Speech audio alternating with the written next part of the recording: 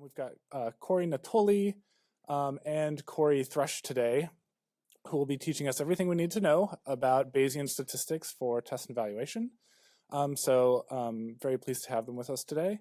I believe Corey Thrush has a PhD from, MA from Bowling Green, and Natoli has a PhD from AFIT, that's right, yes. And both of them work at the Stat COE. So it should be a great class. All right, thank you guys for joining us.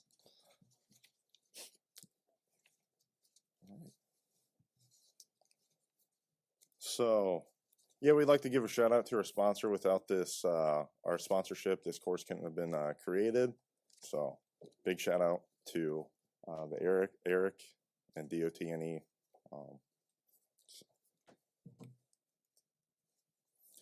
Just more admin remarks. Feel free to ask questions as we go. That way, if there's maybe some confusion that other students may be having or attendees having, maybe it'll help out, maybe it won't. But and then if we don't quite answer your question, feel free. Maybe it helps to go to another instructor. So Corey Natoli, so whoever's the other one teaching, maybe during break, go to him and maybe he can explain it, in a different way that makes more sense.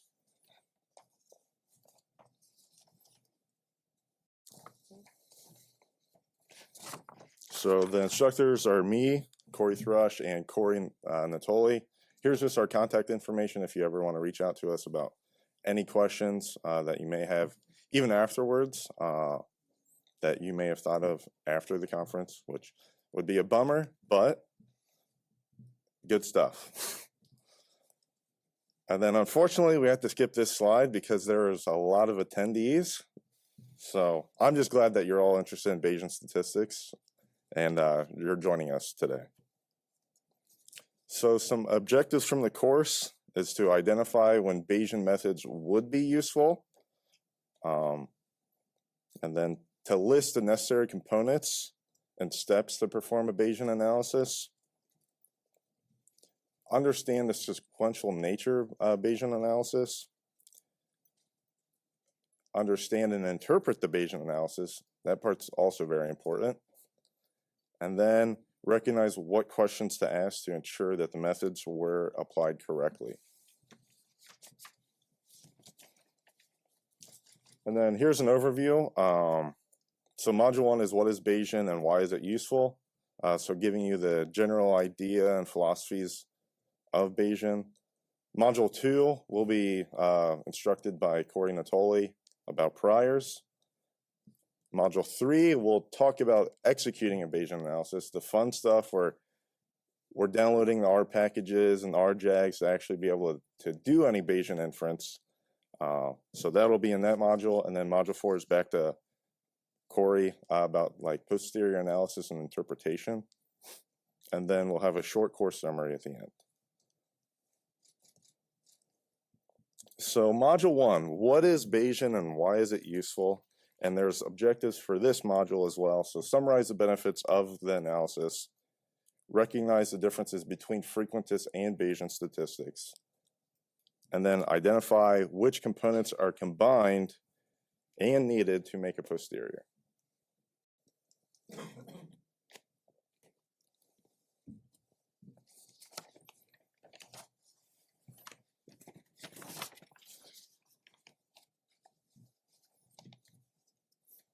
So what does it mean to be a Bayesian? Bayesians combine previous info with current information to update their beliefs about the event in question. And what can that information be? So typically how we do things, so compare and contrast. Frequentist, we always talk about like what's the signal to noise ratio, what should we set it, what's the alpha, what factors may be significant, why are we testing them, stuff like that. However, Bayesian goes above and beyond that, where the information can be previous data that is independently, identically distributed, or IID. And what that means is directly pooled, so you just bring it into the analysis, doesn't matter in a Bayesian framework. And then there's also previous data that could be related, so it's not IID, but you can make some modifications to be able to use it in a Bayesian way. And then You could use summary statistics from previous experiments, slightly different, but let's just say you had like, oh, the 5th percentile of the last data set was at 5 and the mean was 70 and the 90th percentile or 95th percentile was 100. You can fit a distribution to that to be used for a prior in our Bayesian analysis. And then when in doubt, you can always talk to a SME or subject matter expert about, hey, what does this tend to do on average? So talking about it in like a regression way of, hey, it typically increases by 5 units, let's just say, but hey, the 5th percentile could be down here and the 95th percentile could be up here. And all uncertainty is quantified using probability distributions, both before and after. While the frequentist way, all the uncertainty is within the data, which is the sampling error or standard error, Bayesian, all distributions, and these are where you can actually say probability statements. So rather than, oh, what's the variance, we can talk about probability now. So the 3 basic components of Bayesian statistics is the prior, which on the previous slide I talked about like the previously collected data, and then the SME knowledge. And you can see that's the oval on the bottom here. The empirical data, so the data that is collected after testing, and that's the rectangle up above the prior. And then the posterior distribution, which is the basis of doing any Bayesian inference whatsoever. And you can see it's like a weighted average of the empirical data. So in this situation, you can see it's like a curved rectangle of like the oval and the rectangle combining together to now be a weighted average between the two. I know, revolutionary stuff that I created there.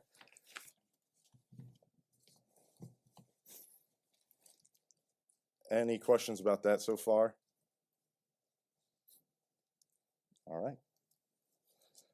So let's talk about benefits. So it's designed for non-repeatable scenarios like we see all the time in DoD testing. It's very expensive to test in the DoD. And with that costly testing, it limits repeatability. In a frequentist way, we assume all events are infinitely repeatable, hence the long run interpretation of it.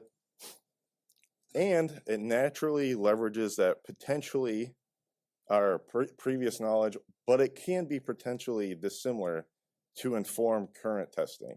So talking about the non-IID data versus the IID data, you can still use that. And so more examples of that. So DT to OT. So we should be able to use more DT info in OT. And then old versions of systems. So right now, Minimant 3 is the old missile nuclear program. They're upgrading to Sentinel. So we can use information from Minuteman 3 to inform testing about Sentinel. Okay. And physics-based equations. So our director, Dr. Colsey, has a presentation later in the conference. Is that correct, Dr. Colsey? Nope, not this time. All right, sorry, I lied. But he talks about Arrow 101. It's not 101 at all, but that presentation, if you are able to get a copy of, or ever able to get a copy of it, is very interesting because he uses his subject matter knowledge of airplanes and Arrow 101 to inform the priors and then get a good analysis out the back end, even with limited info. And it can perform or outperform frequentist methods under small sample sizes. So I'll talk about these two things in like a plain English way rather than a definition, but you have the stopping rule. So your experimental design, it's 30 runs, we stop there. And there's so essentially the stopping rule is just saying when you will stop, thus contributing to your alpha, your power, all that stuff that you estimate before the test. And then the likelihood principle is saying all inference should be the same. And what do those two things mean? So think of it as flipping a coin 10 times and you receive 4 heads, or you're flipping a coin until you see 4 heads. In a frequentist framework, those should be analyzed differently. Binomial versus hypergeometric, I want to say. Off the top of my head, sorry. So those should be analyzed differently because they have different stopping rules. But in a Bayesian framework, no, that doesn't matter. We saw the data, it should be modeled or analyzed the same way. And then another benefit is easily allows testers during the test to answer the question. So how much testing is enough? So in Frequentist, you can do like blocks of interim analysis. So it's like 15 runs, 15 runs. You can potentially stop early by 15 runs, but you have to analyze after every block. While Bayesian gives you an update every run on potentially when you could be able to stop. And I'll talk about that in a little bit more detail later.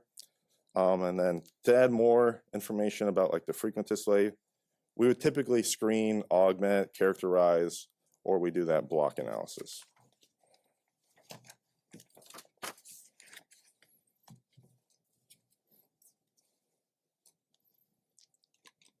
So what does it mean for T&E?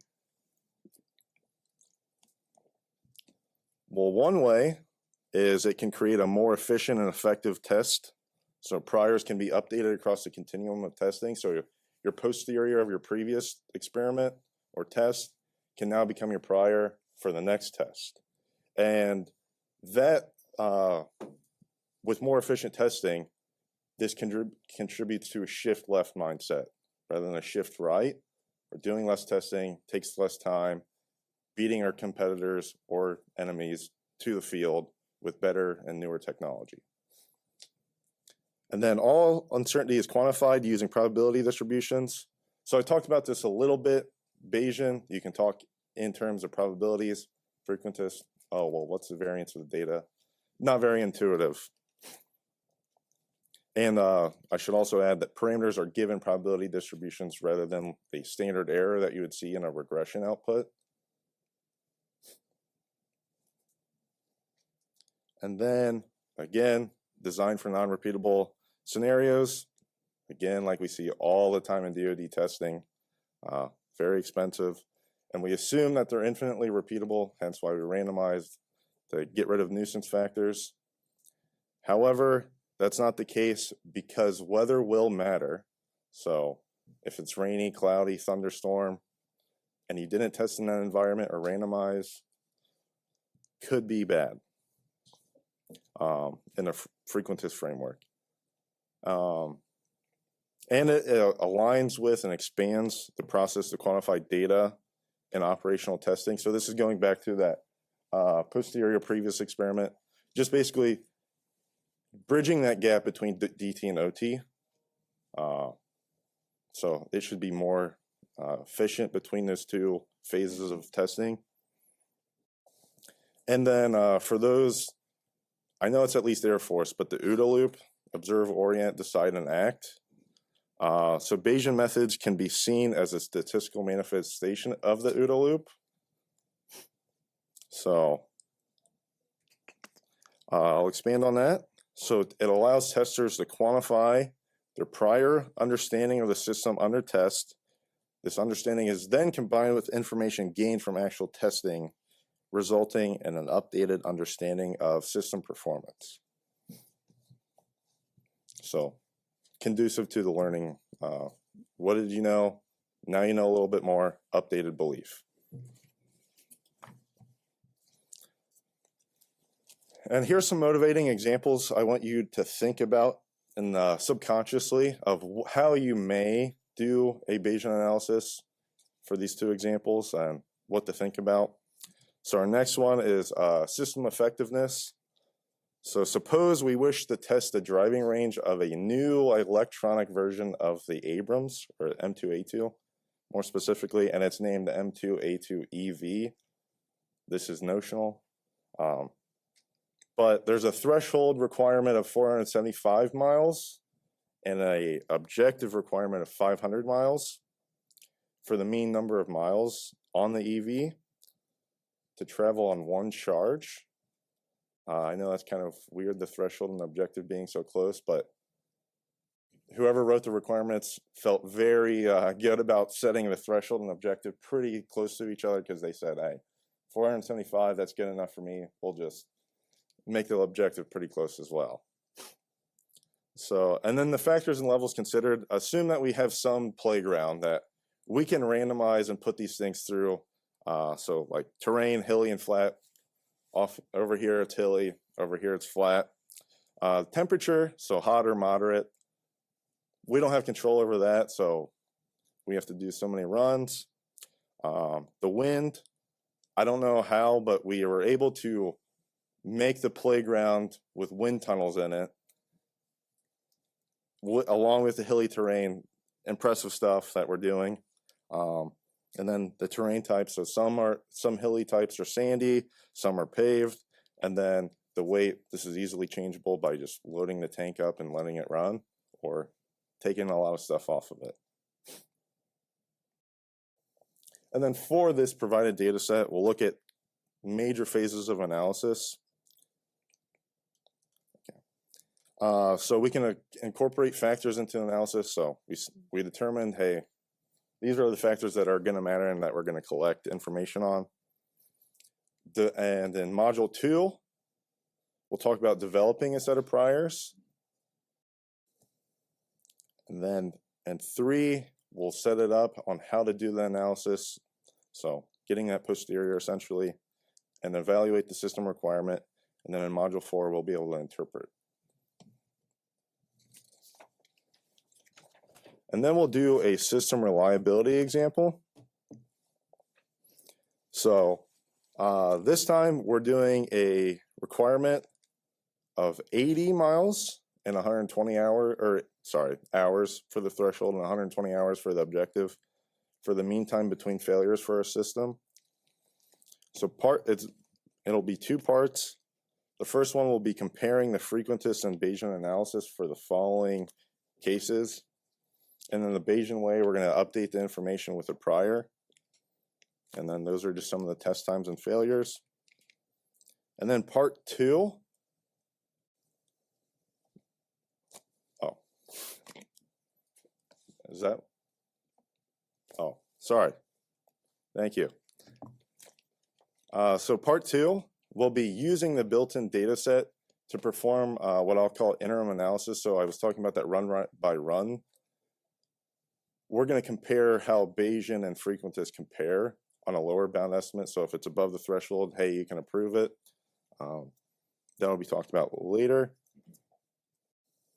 So let's start with something we all should know and then build on top of that to compare and contrast.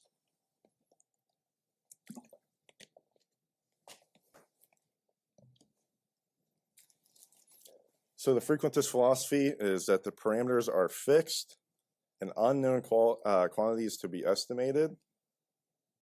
We assume that there's some data generating process always in frequentist, so it's fixed. It could be, let's just say, a normal distribution with mean 10 and a standard deviation of 1. We're going to assume that, and then we could draw samples from that, so 10 runs from that data. We assume that data are random, so if we do another sample, the data are random, so we can't just put them together and say, hey, this is our new analysis. And then you have that weird long run frequency interpretation of probability. And then we're concerned about getting the right answer or deciding an action. So thinking about hypothesis testing, hey, what's the alternative? We want to have enough evidence to disprove the null or fail to reject the null hypothesis. And then it's considered to be an objective probability, but all that means is we all agree on how to calculate a p-value for a certain test.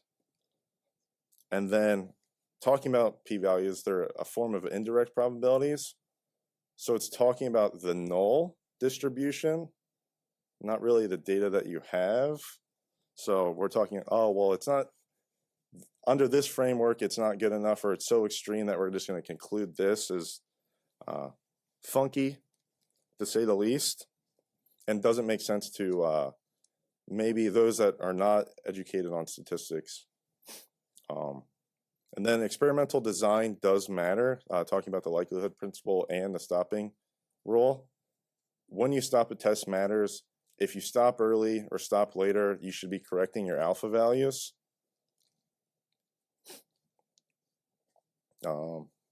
And it's usually more mathematically tractable.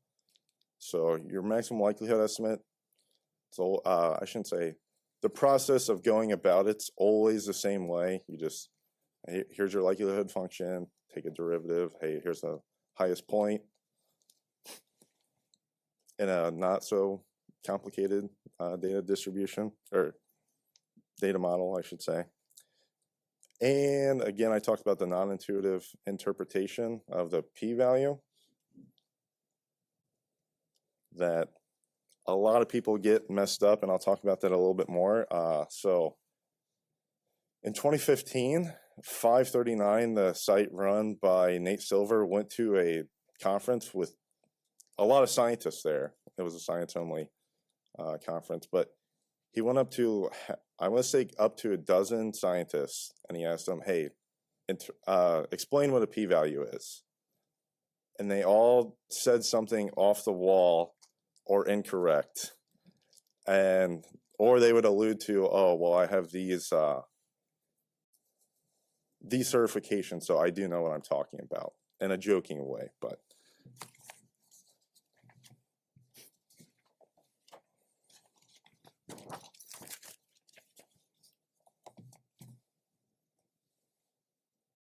And then here's some common frequentist techniques.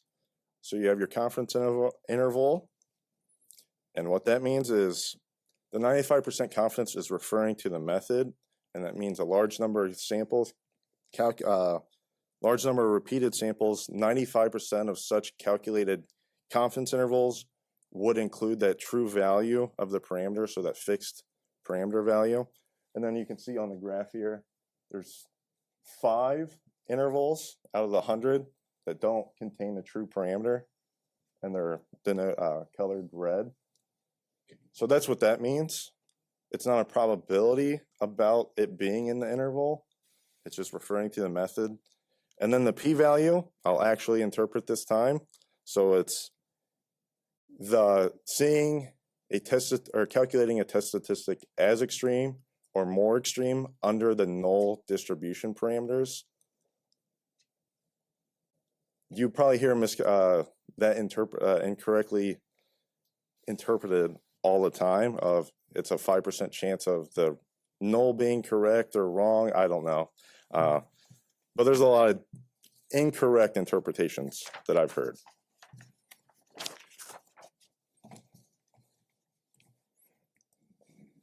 And then other features of the frequentist techniques, you have your significance. So this is essentially a probability threshold that you'll set before testing, where if it's below this, you'll say it's a significant effect, or you can reject a null due to random chance. And this is denoted as alpha. And your power, that's a probability of correctly concluding a significant result. And I can explain it another way. One second. Or you can conclude that there's a significant effect in your regression model, and it's actually significant. That's what power means. And just 2 different interpretations. And it depends on the experimental design, as always. So it's estimated before data is collected. And they're still confined to the experimental design, stopping rules, likelihood principle. And this is also denoted as 1 minus beta, where beta is your type 2 error. And there's, in frequentist inference, it's always a function of comparing a p-value to a significance level. So let's just say it's an alpha 0.2. If you're in your regression output, the p-value of whatever coefficient is less than 0.2, You say, hey, that's significant, or it's different from 0.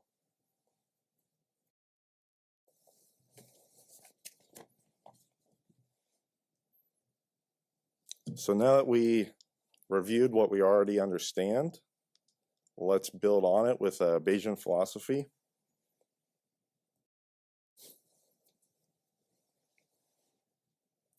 So this slide should look familiar, but just a SparkNotes version of it. You have your, but Bayesian analysis is like a build up or a learning process, the OODA loop. Think of all those things where you know this beforehand, you build more on top of it. This is now what you know more of. So I'll leave that slide there for a second.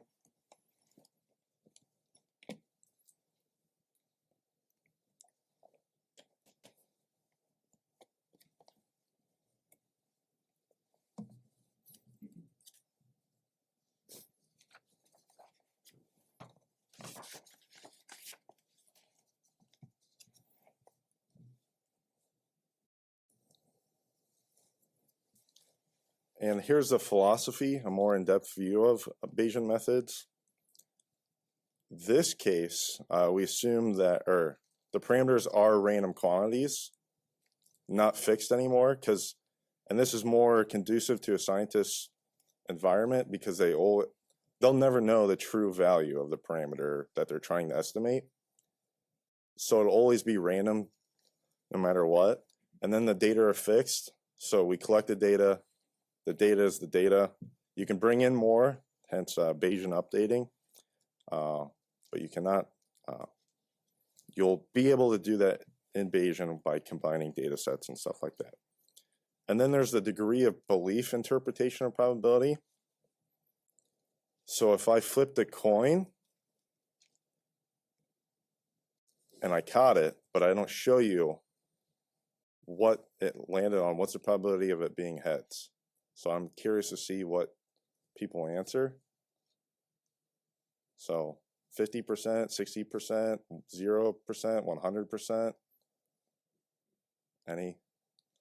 This will be the dividing line here. If you're a Bayesian, it is. But so in a frequentist way, it would be 0, 100% because it already happened. And it's concerned about what belief we should have, talking about the OODA loop, learning process. We had this understanding, we have more understanding. Here's a renewed understanding. Require prior distribution. So this was one of your components that you should remember from one of the first slides. That's definitely different from frequentist. And then that subjective probability, going back to the third bullet. However, here's the direct probabilities. So I can finally say now that there's a 40% chance that, I'll talk about the M2A2 EV, that my mean number of miles is above 475. I can actually do that in Bayesian. And it's independent of experimental design because there is no significance or alpha values or stopping rules that's limiting it.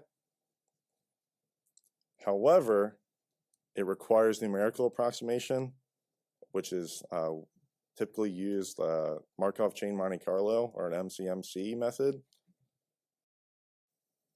This is where, due to the computer revolution and processing power being exponentially improved over the decades, this is where Bayesian is now coming into the, I would say,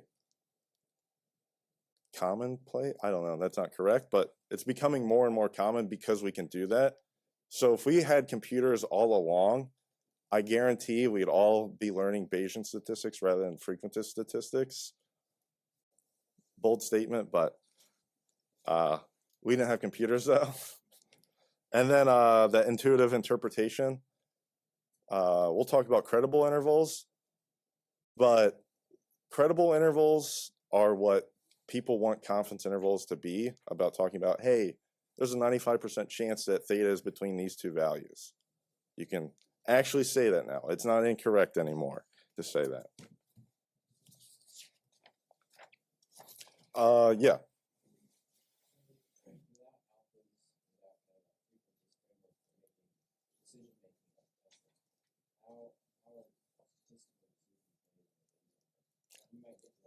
Yeah. So in drug trials, it's now becoming more common to use Bayesian analysis, and the FDA does require you to calculate an alpha, but that's not, it's off because there is no alpha, but there is a way to specify an alpha beforehand. It's just not in the Bayesian framework. It doesn't matter. Stopping rules don't matter. And that's like, I'll talk about it a little bit more. Hopefully that'll make sense. Any other questions?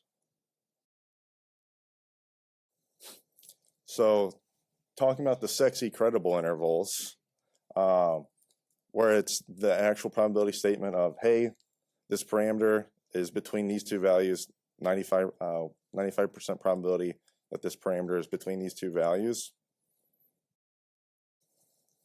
And then we talked about posterior probability. So if here's the requirement, let's just say this is 40% below and 60% above, we can definitely, we can say that there's a 60% chance of being above the requirement now because of the properties of the posterior.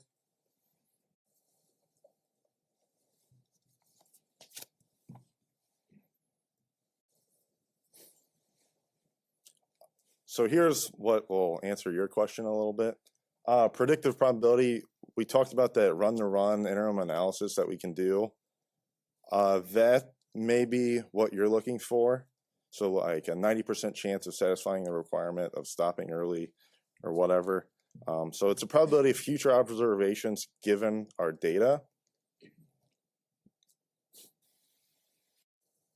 And then we have what I like is the Bayes factor. So in hypothesis testing, we have that p-value.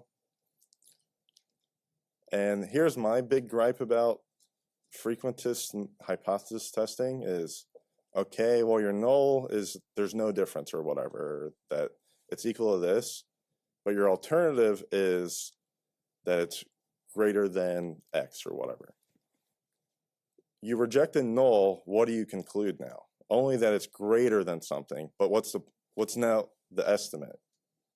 So a Bayes factor is essentially an odds ratio of competing models where you can actually say, hey, under the data collected, this model is 5 times more likely.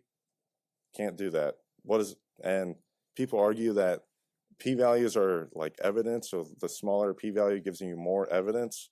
That's not correct because a p-value is just a decision tool. And Bayesian inference is a direct comparison of probabilities. Because of the posterior, we can say, going back to this slide, hey, we have a 60% chance of being above the requirement.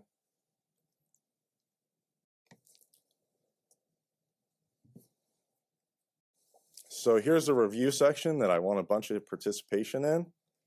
So comparing and contrasting frequentist and Bayesian philosophies. So how are the parameters treated, and could you maybe reiterate what I said or say it in your own flavor?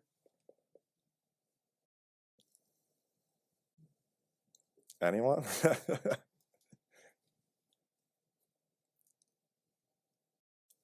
So the parameter is fixed in a frequentist way. In a Bayesian framework, it's random.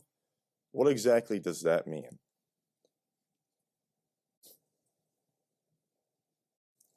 So in a frequentist, you assume that there's like a true underlying value, that there's a true mean, but in the Bayesian framework, you don't assume that. You assume that follows a distribution. Yes, exactly. Very good. How about how the data are fixed?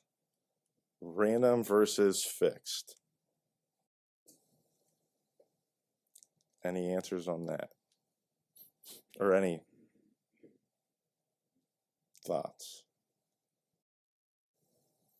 Yes.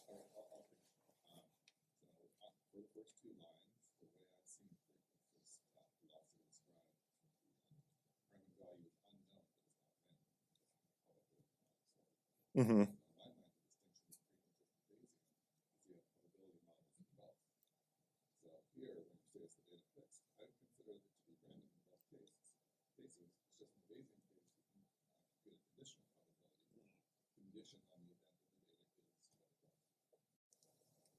Yeah, very good.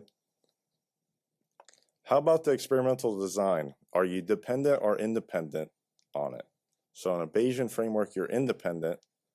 However, in a frequentist framework, you're dependent on it. What does that mean? And I'll give you 2 hints, the stopping rule and the likelihood principle.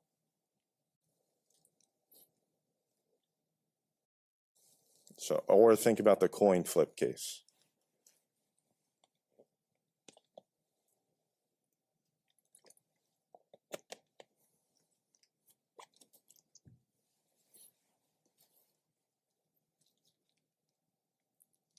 Any thoughts, ideas?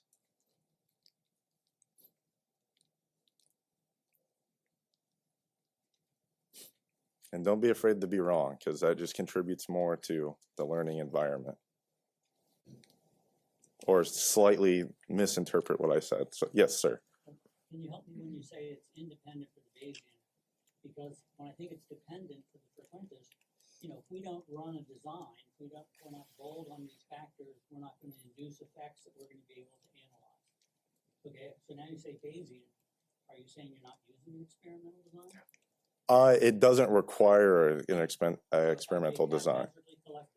Yes. However, that is not recommended. I will say that. Well, that's what I'm struggling with. Yeah. I still want a design. Yes, correct. But I'm saying it more in like the stopping rule versus likelihood principle. Bayesian, doesn't matter how you analyze the distribution. It could be binomial with the coin flip example, or it could be the other one, slipping my mind. And there's no like correction for alpha values. So, hey, we get the 30 runs. Okay, we're done.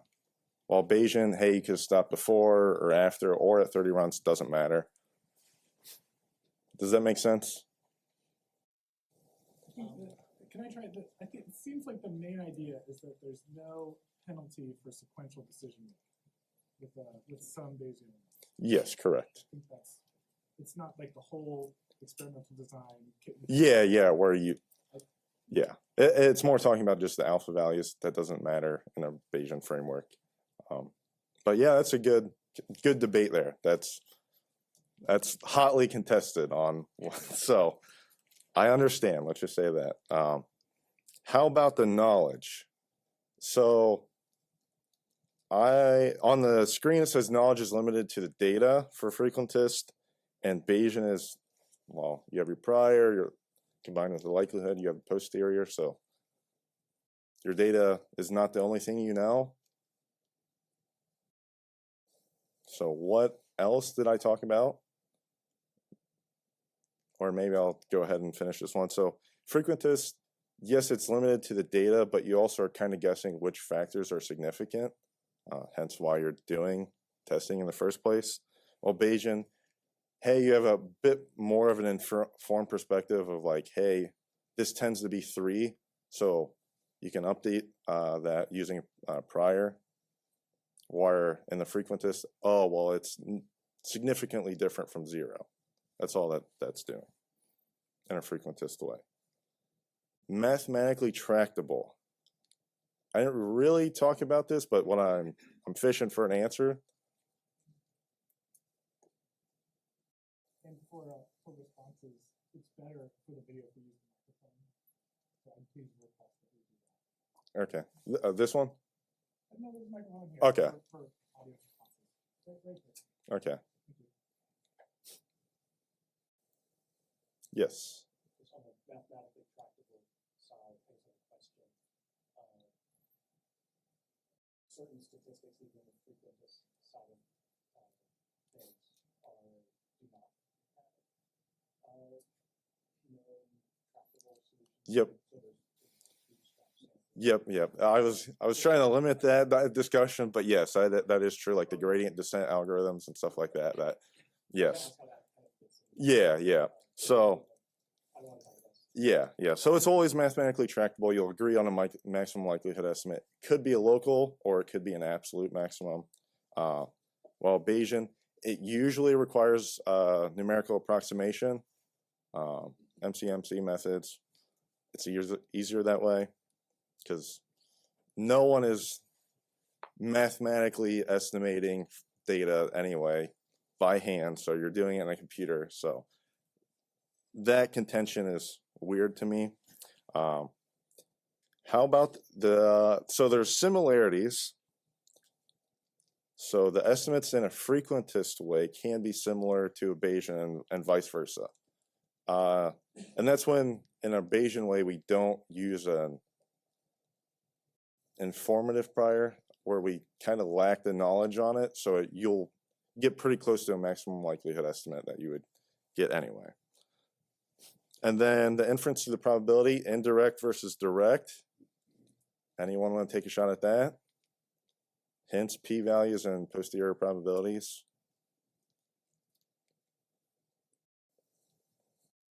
Yes.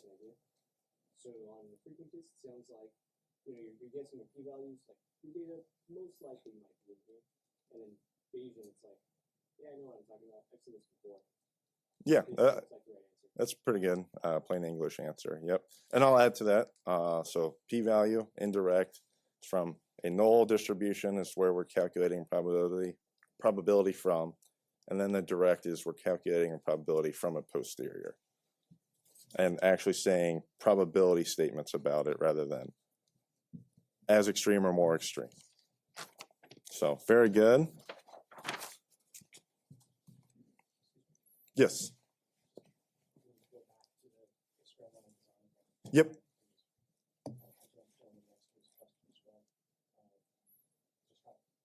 Pose my question here, so bear with me. Can you use the microphone though? It's right behind you. It's not just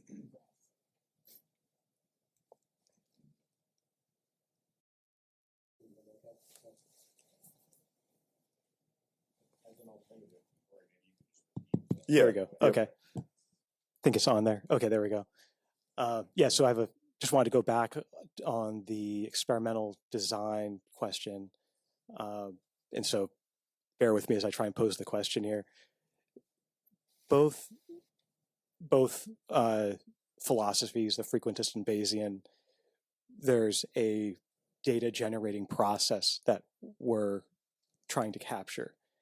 And I think my question is how would you say how do we capture, what are the differences in how we capture that data generating process between a frequentist and a Bayesian?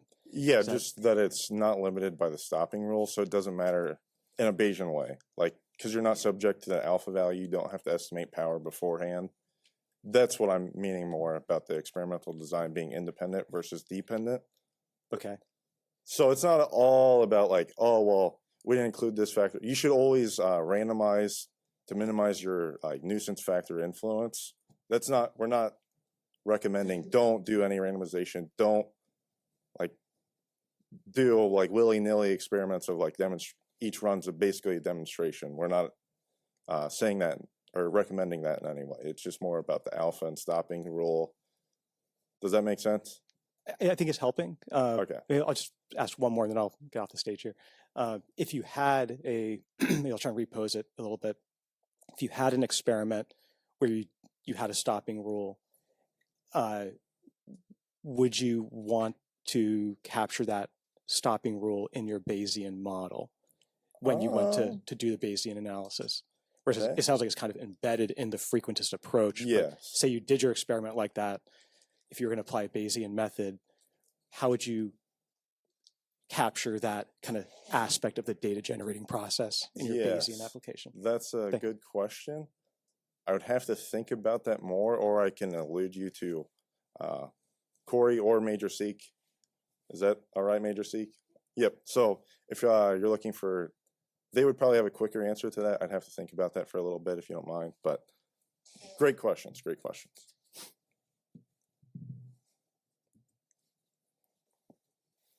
All right. And the techniques. So the point estimates are pretty similar in a Bayesian and frequentist way. It's just what are they maximizing? And in a frequentist way, it's just maximizing the likelihood function. And important caveat there is it's not a distribution, it's a function. While the Bayesian way is, I'm just going to call it the map because I can't say the third word. And it's the associated value where the posterior is maximized. But that is a distribution. So that's where, yes.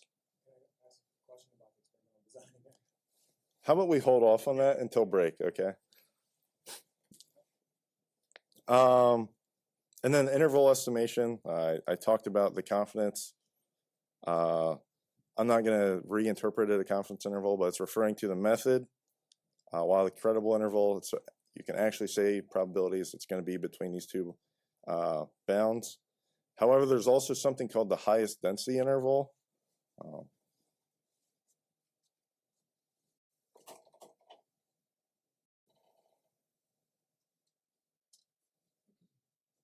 So where a credible interval, I talked about like the two bounds. It could be something like here and here. And the highest density interval, or maybe it probably is more out here, but the highest density interval, rather than being a vertical way of setting the bounds, it's a horizontal way, which probably would make more sense in a skewed distribution. In the interest of our virtual classmates, you should probably have like. Oh. Does this mic work up here? It should. You might need to turn it on. Okay.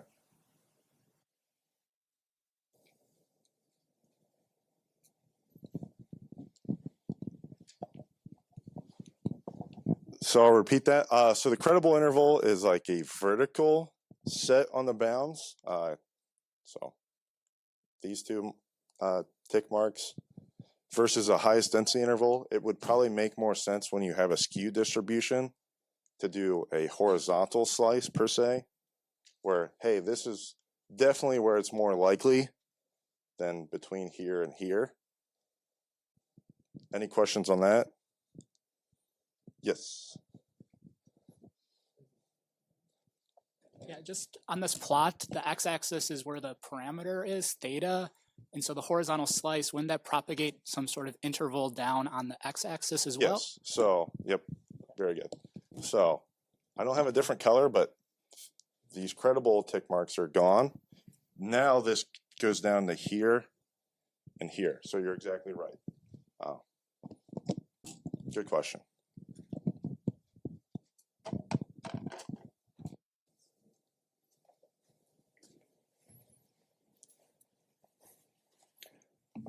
And then your p-value, it's the indirect probability. So from your null distribution, seeing a test statistic as extreme or more extreme. And you have your posterior probability. So theta is above x 95% of the time. You can say that. And then the Bayes factor where you can say, hey, this model is 5 times more likely than the other one. And we'll talk about that later on in the course.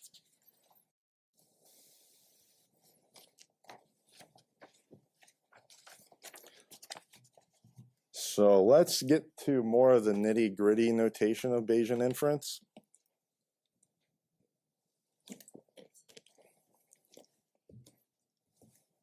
So how does a Bayesian inference work? So I talked about the 3 components. What's the first component that I talked about? Correct. You begin with a prior. What's after that? Yes.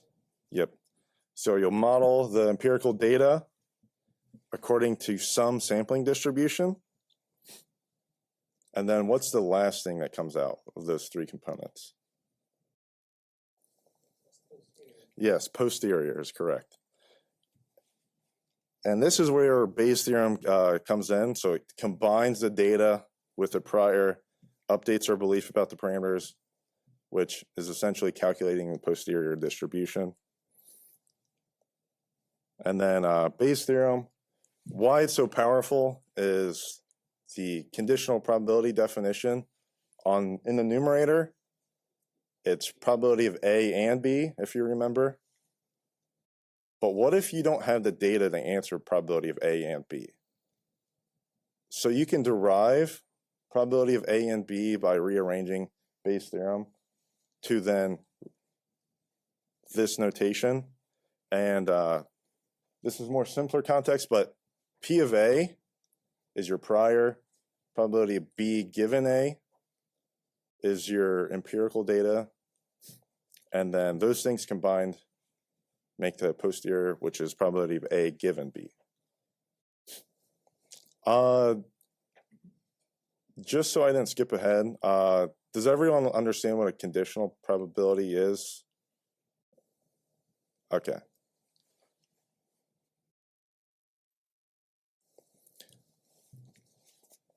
So you remember these, well, the graph on the left, and then we just talked about Bayes' theorem.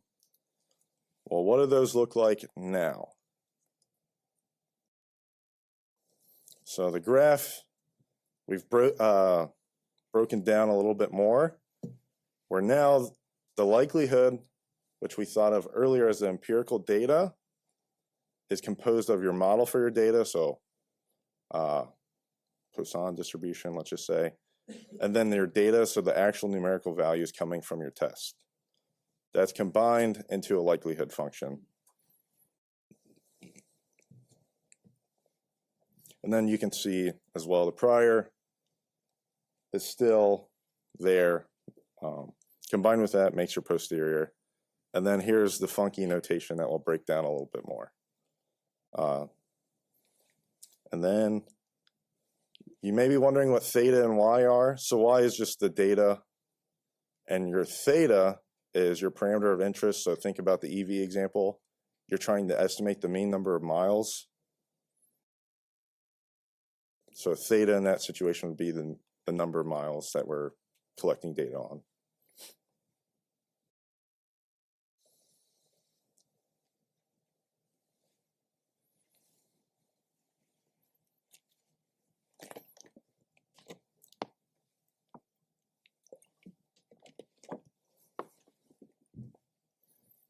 So let's dissect the funky notation in the bottom right of that slide.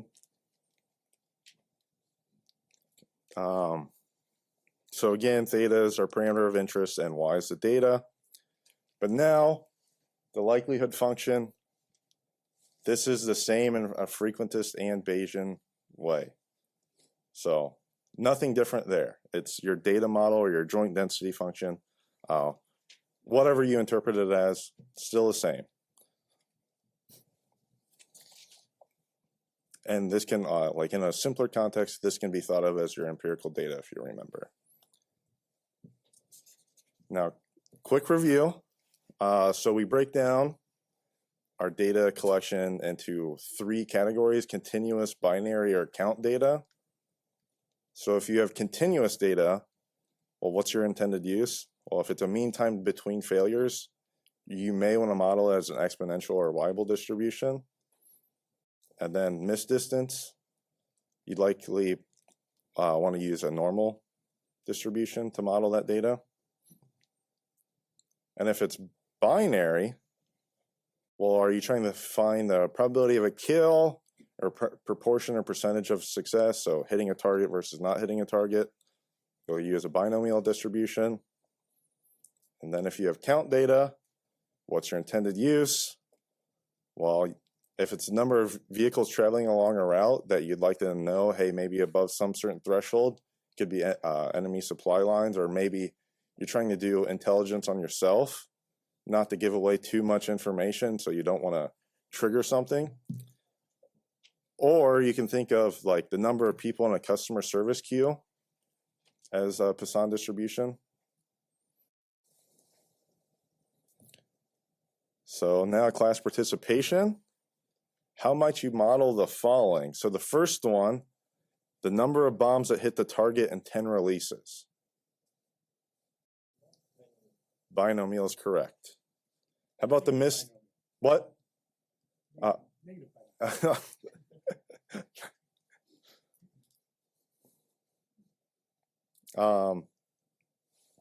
Excuse me. How about the miss distance of a bomb? Yes. For the first one, couldn't I use a Poisson distribution since it's a count? Oh, let me think. Go ahead.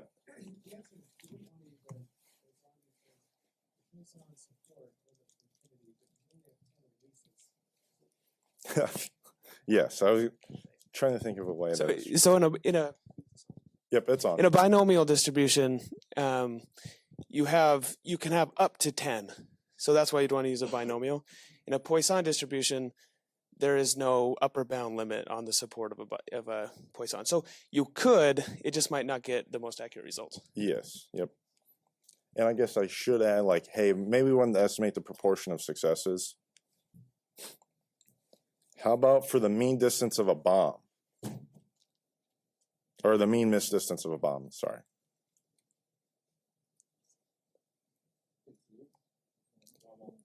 Yes. Yeah, you're in the right ballpark, but yep, since it's continuous, it's normal. Yes, Justin.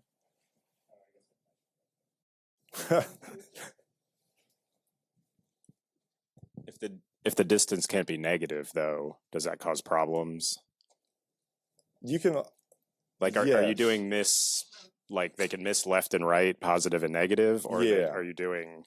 Yeah, you might want to modify your calculation a little bit because, yeah, the normal distribution could be below 0, right? But if it's just an absolute miss distance, you wouldn't have a problem in that situation. Okay.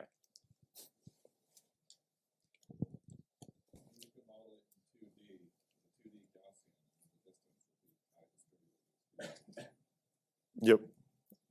Yes, good additions.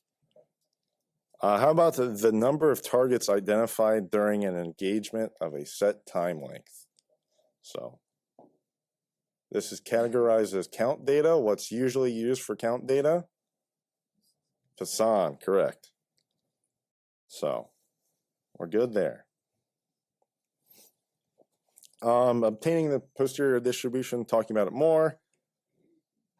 Your prior distribution, this is the belief or knowledge that you have about theta prior to testing. So think of, hey, well, I believe this this parameter or this factor. When it's this, it's usually increased by 3 units or whatever you want to say. And then I skipped over the normalizing constant. It's not that important, but then the combination of the likelihood function and the prior distribution, we now have our posterior distribution, the basis of all Bayesian analysis, so very important. But we talk about the prior distribution and likelihood function so much, it's a combination of those. Well, if you would break down the normalizing constant a little bit more, you would find out it's just a constant. Because the integral of f of y given theta, p of theta of d theta, you get f of y, which is constant. So using proportionality, you can simplify the posterior distribution to be the combination of the likelihood function and the prior distribution. So good stuff right there. So now, some key takeaway questions. So what are the components of Bayesian statistics? There's 3 of them. What's the first thing? Prior. Okay, empirical data or the likelihood function. Yep. 3, posterior distribution, correct. So how are the Bayesian components different from the frequentist components? So there's 3 in a Bayesian context. Frequentist, there's 1. Where do they share and where do they differ?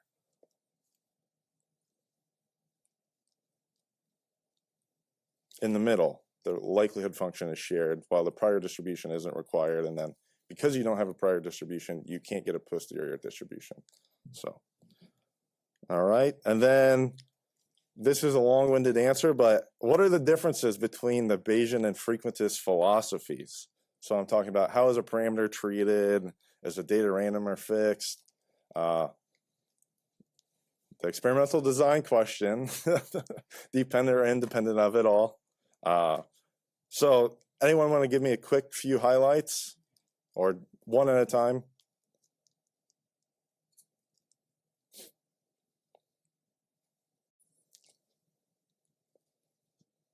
All right.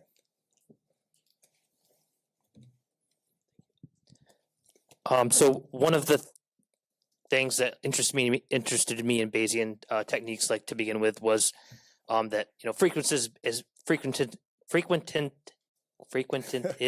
is based off of frequencies. So like you can only answer questions that like are repeatable. But like if you wanted to answer a question like what is the probability that we go to war or something like that in the next 10 days, there's not really a frequency to that. Yes. So you can kind of take prior information, subject matter information, and sort of answer a question with a probability statement using Bayesian framework, where maybe in frequentist you wouldn't be able to do something like that. So Yes. that's sort of an example. Exactly correct. So I'm a Browns sympathizer. I like the Cleveland teams, but that's a funny joke of like, hey, are the Browns ever going to win a Super Bowl? And it's like, well, in a Bayesian context, it'd be 0, but also in a frequentist context, it's also 0. So, so yeah, because it'll never happen. So that's good discussion there. Just a quick little couple of highlights. Parameters fixed in a frequentist way. Parameters random in a Bayesian.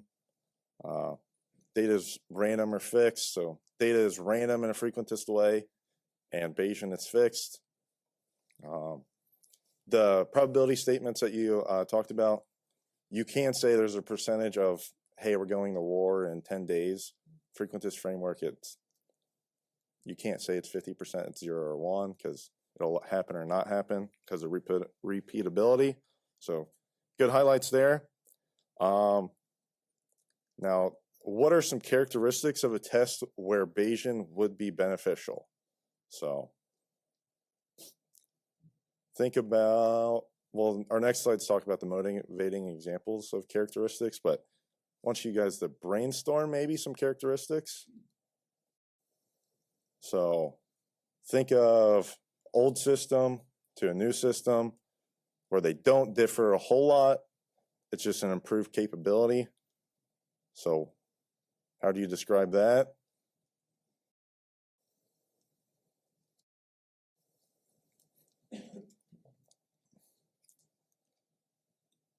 I think if you had some high quality prior information, Exactly. the Bayesian philosophy could be beneficial. Yeah, and exactly. So we've had a missile system in use for decades and decades. I think we have a lot of information about it that can improve our estimate of this new missile technology. Being one, or you understand a lot about aerodynamics, so you know how this parameter is going to tend to be affecting the flight distance or whatever you want to model. How about run size? When do you think it would be beneficial for Bayesian analysis to be used? When you have a bunch of resources where you can test thousands and thousands of times, or when you have 10 runs? Because your 10 runs not going to give you a lot of information, and also your runs are expensive. So how would you update the quality of information? Well, you could use Bayesian. It would be more beneficial to use Bayesian in that context by using prior information. And then there's also techniques talking about, hey, maybe your prior was too strong, but we'll talk about that later. That's just a segue. But those are a few things. So here's some characteristics of the M2A2 reliability example. So we have limited testing available, and we have extensive knowledge of the Abrams, or the fictional Abrams. We should have pretty good knowledge about the new product coming out. So talking about the experimental design, so if you truly designed for reliability, you'd say, hey, 10 runs required, we stop there, that's our stopping rule. Bayesian, well, your credible interval would update after every run, and you could do that run by run interim analysis. So, hey, maybe you got 5, hypothetically speaking, 5 good runs where it's way exceeding the threshold value. Okay, conclude testing. We don't need to waste more resources on this testing when we have good information about it. And then the effectiveness example. So again, we have a lot of knowledge about a prior system, or we have DT data, and our resources to collect data is limited. On the motivating example slide, it said 80 runs. Well, let's just say they're doing testing. So you can estimate some of the beginning runs, but near the end is where you want the operator knowledge to be as high as possible. So you're not getting that variation within it too. And then maybe the program manager knew a little bit about statistics and knew that how confidence intervals are typically interpreted was incorrect, and he wanted to use the right tool for the job. So, hey, they wanted to use a credible interval rather than a confidence interval. And factors driving non-repeatable events. Well, I know we were able to have wind tunnels somehow on our playground and hilly terrain and sandy and paved, but we can't control the temperature somehow. So temperature is not controlled, so we're essentially randomizing on that. And then maybe the program manager wants to know the posterior probability of being above a requirement. They're not interested in the variance of the data, if it's tight, if it's large. They just want to know, hey, what's the probability of meeting this threshold or being greater than it? And then they have indicated some interest in using the predictive probability, where maybe they want to stop testing early if they, let's just say the operators felt very comfortable in their training in the first couple of test runs.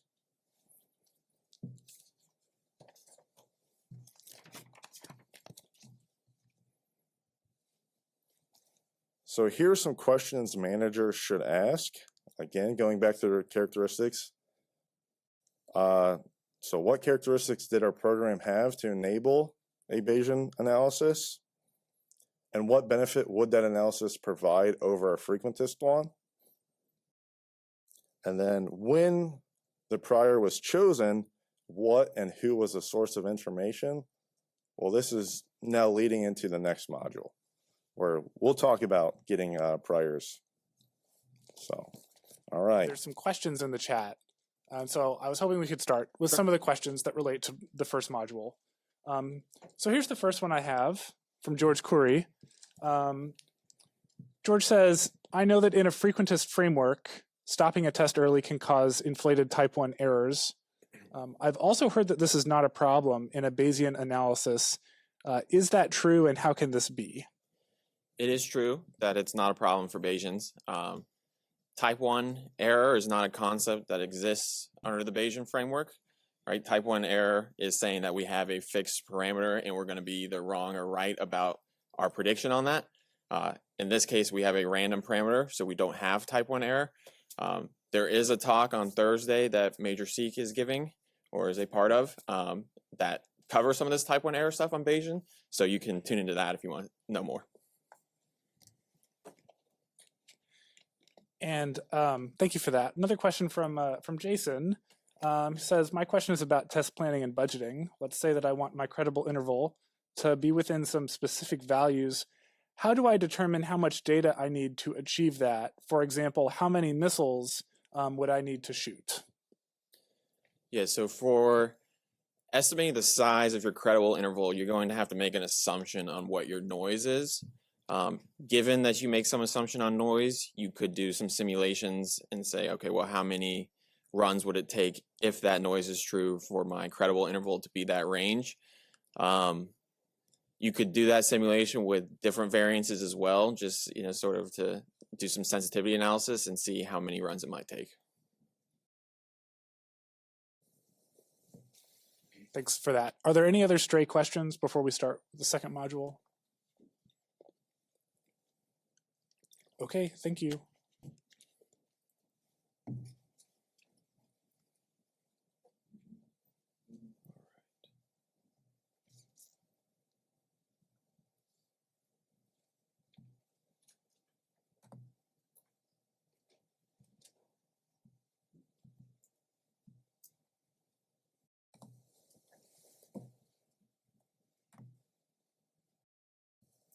1 second, just trying to get the screen up.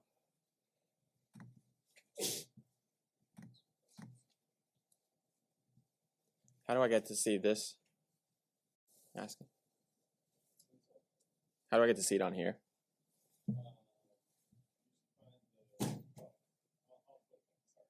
Thanks.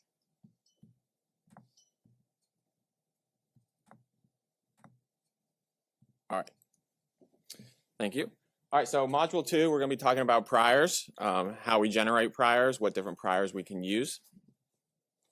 So our objectives: recognize the different types of priors that exist, identify when we want to select each type of prior, describe the impact of that selection, and then apply techniques to elicit information for generating priors. So where are we in the process? Recall that the posterior distribution is proportional to the product of the likelihood and the prior. Okay, so we have these two pieces that are building up our posterior distribution. Right now we're focusing in on that prior piece. Right, we must select a prior to doing testing. All right, we're going to mention that a lot. We want to do it before we test. All right, we don't want to change our prior to make sure that our answer is what we wanted it to be. We need to select a prior before we do any testing. The likelihood we've mentioned is just the data that we collected. So that's going to be a function of that data. Enough data will always overwhelm our prior. Okay, so our prior selection is very important, and it is more important the less data that we have. If we have a lot of data, it's always going to overwhelm that prior, and we're going to get an answer that is similar to the Frequentness answer. So our result is going to be a balance between the data that we collect and the prior that we've chosen. So let's start over here with a conceptual example. All right, so we're going to look at it conceptually, compare it to linear regression. Okay, when we do linear regression, the more data we have, right, the less an impact of a single point has. So if we have just 2 points, like in the top left, and we observe a point that's kind of out here, it's really going to pull that line towards that point, right? We're going to see something like this. We're going to have a very different line, right? If we have a few points, so we have some more information, and we see that same point here, there's going to be less of an impact, right? We'll just see a small shift in that line. So we might have something that looks like this. Then if we have a lot of points that make a pretty good line, and we see that same observation, there's very minimal impact, right? So we can think of our prior in the same way with the amount of information that we have. So our prior, the information we're going to call it, is essentially the variance of the distribution that we're picking. So if we have little information or no information, right, our prior might be flat. A single point here, right, if we observe an observation right here, is going to have a large impact on what that distribution looks like. So if we get that one observation, our new distribution might look like that, right? So it has a big impact. So our prior we've chosen there has little information, which means our data has more impact than the prior. If we have something a little more extreme, say we have that as our prior, right, and we observe something here, we'll see a small shift, but nothing major, right? If we pick something even more informative, really high peak, small variance, right, that says we're pretty confident in this information, we have a very informative prior, and we observe that same observation, we're just going to see a small shift, right? And so we still might not be exactly where that data is. So our prior has a large impact there, right? So we're going to select different types of priors based on the amount of information that we have. So conceptually, what we're thinking is, do we want our prior to have more impact or less impact compared to the data that we're going to observe? Any questions on that? Yeah. Let's say you don't know what you're doing. You always just assume a flat prior. Yeah, so the question is, if you don't know what you're doing, can you assume a flat prior? So we're going to talk about that a lot here. But yeah, if we don't have a lot of information and we don't really know what the distribution is expected to look like, we want to pick something non-informative. We don't want to put too much of our own bias into that analysis. Any other questions?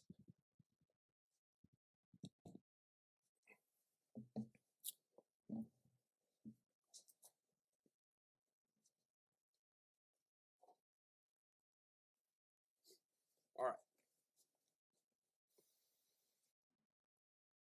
So our priors reflect our beliefs in our model parameters. The more informative, the more beliefs what we have in these parameters. They incorporate key features about those model parameters. So key features might be something about the spread. It could be the expected value that it can take on. We don't want to pick a prior that has potential for negative values if we know that our parameter is always going to be positive. And they're selected before we see the data. Right? We've mentioned that a couple times already. We're going to keep mentioning that. Before the data is when you select your prior. The support of the posterior is restricted by the support of the prior. So basically whatever range, right, that value can take on, we want to make sure that our prior can take on any of those values as well. Different posteriors will come as a result of a different prior selection.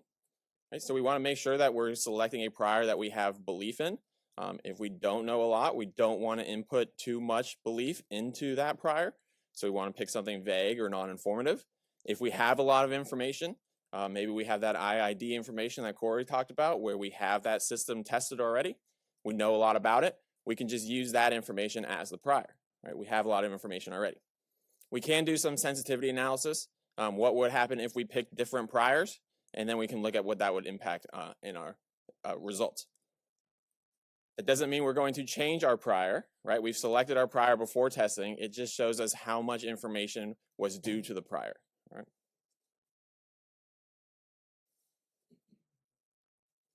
Okay, quick example. So let's suppose we have two coworkers. One coworker, Steve, claims that he can predict which way a coin flip will land. Right? So he's going to flip a coin, heads or tails, and he says he can tell you what it's going to be. If we don't think that he can predict it correctly, we would assume it'd be 50-50, right? He can either get it right or wrong. 50% of the time, he'd probably be right, 50% wrong. Now we have another coworker, Lenny. So Lenny in our office is notorious as a Diet Coke drinker.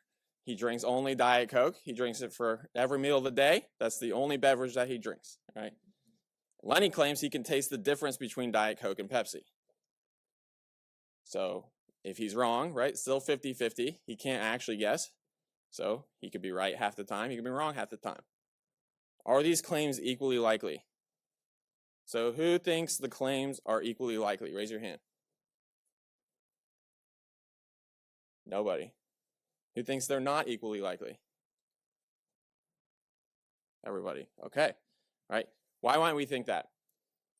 Well, one of these, we think that you could actually have some information that would make you better at doing it, right? You could actually guess the difference between Diet Coke and Diet Pepsi. If your only drink that you drink ever is Diet Coke, you probably know which one's Diet Coke and which one's Diet Pepsi. The coin flip, 50-50, right? You'd have to have ESP or some knowledge ahead of time of which way that coin flip is going to land, and we probably don't believe that.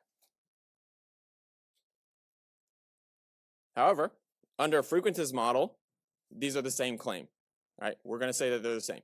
Our null hypothesis is going to be 50% chance likely, and then our alternative is that it's greater than 50%, meaning that they do have that ability. So if Steve correctly guesses the coin flip 8 out of 10 times, do we believe that he can predict the flip? So if he got 8 out of 10 right, raise your hand if you think he can predict it correctly. Nobody. Everybody get 8 out of 10. Well, what if Lenny guessed 8 out of 10? Can he do it correctly? Raise your hand if you think yes. So some people believe that he's right and Steve's wrong, even though it's a 50-50 chance for both of them, right? So why is that? Well, our frequentist approach tells us this is the same, right? If you're a frequentist and you see 8 out of 10 for both of these, you're making the same decision, right? You're going to reject your null hypothesis in favor of the alternative and say that they can do that. However, a Bayesian framework allows us to input our own prior belief and draw separate conclusions. Right? So if we want to think about their chance as, say, normally distributed, and we're going to be centered around 0.5, well, if we don't believe that they have the ability to do this, we would want it centered around 0.5. That's how likely they are to do it.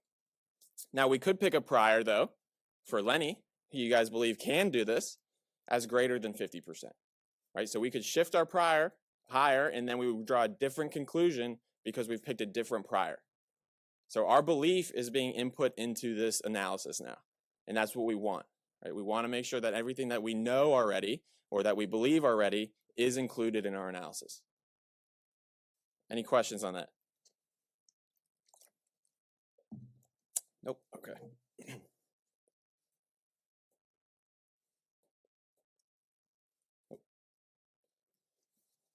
So we'll talk about different amounts of information in these priors. Non-informative and weakly informative priors seek to provide little to no information. So that's when we don't know a lot. We don't know what's going on. We just need to select a prior that says this is pretty vague. We don't know what's going on here, so we pick something relatively flat. Informative priors attempt to convey all the available information. So a couple ways we can get that information. We can ask SMEs, you know, what do you know about this system? What do you know about this process? What are you expecting to see? We can look at summary statistics from previous experiments. If that system has already been tested, we can use that information from the old tests. If we have information on a system very similar to it, say we have a new upgraded radar, we did a lot of testing on the old radar, we can use that information, but it's not going to be IID, right? It's not going to be exactly the same as this new system. We can still use it. We can generate maybe what the shape of that distribution might look like, and then adjust it for what we're expecting in our new system. Degenerate priors for parameters that are known. We don't commonly include these in models because we know them already, and we might see it used for constraints. So what we're going to talk about are non-informative options. We're going to talk about flat priors, improper, vague, and Jeffreys prior, and then we'll talk about weakly informative and informative priors.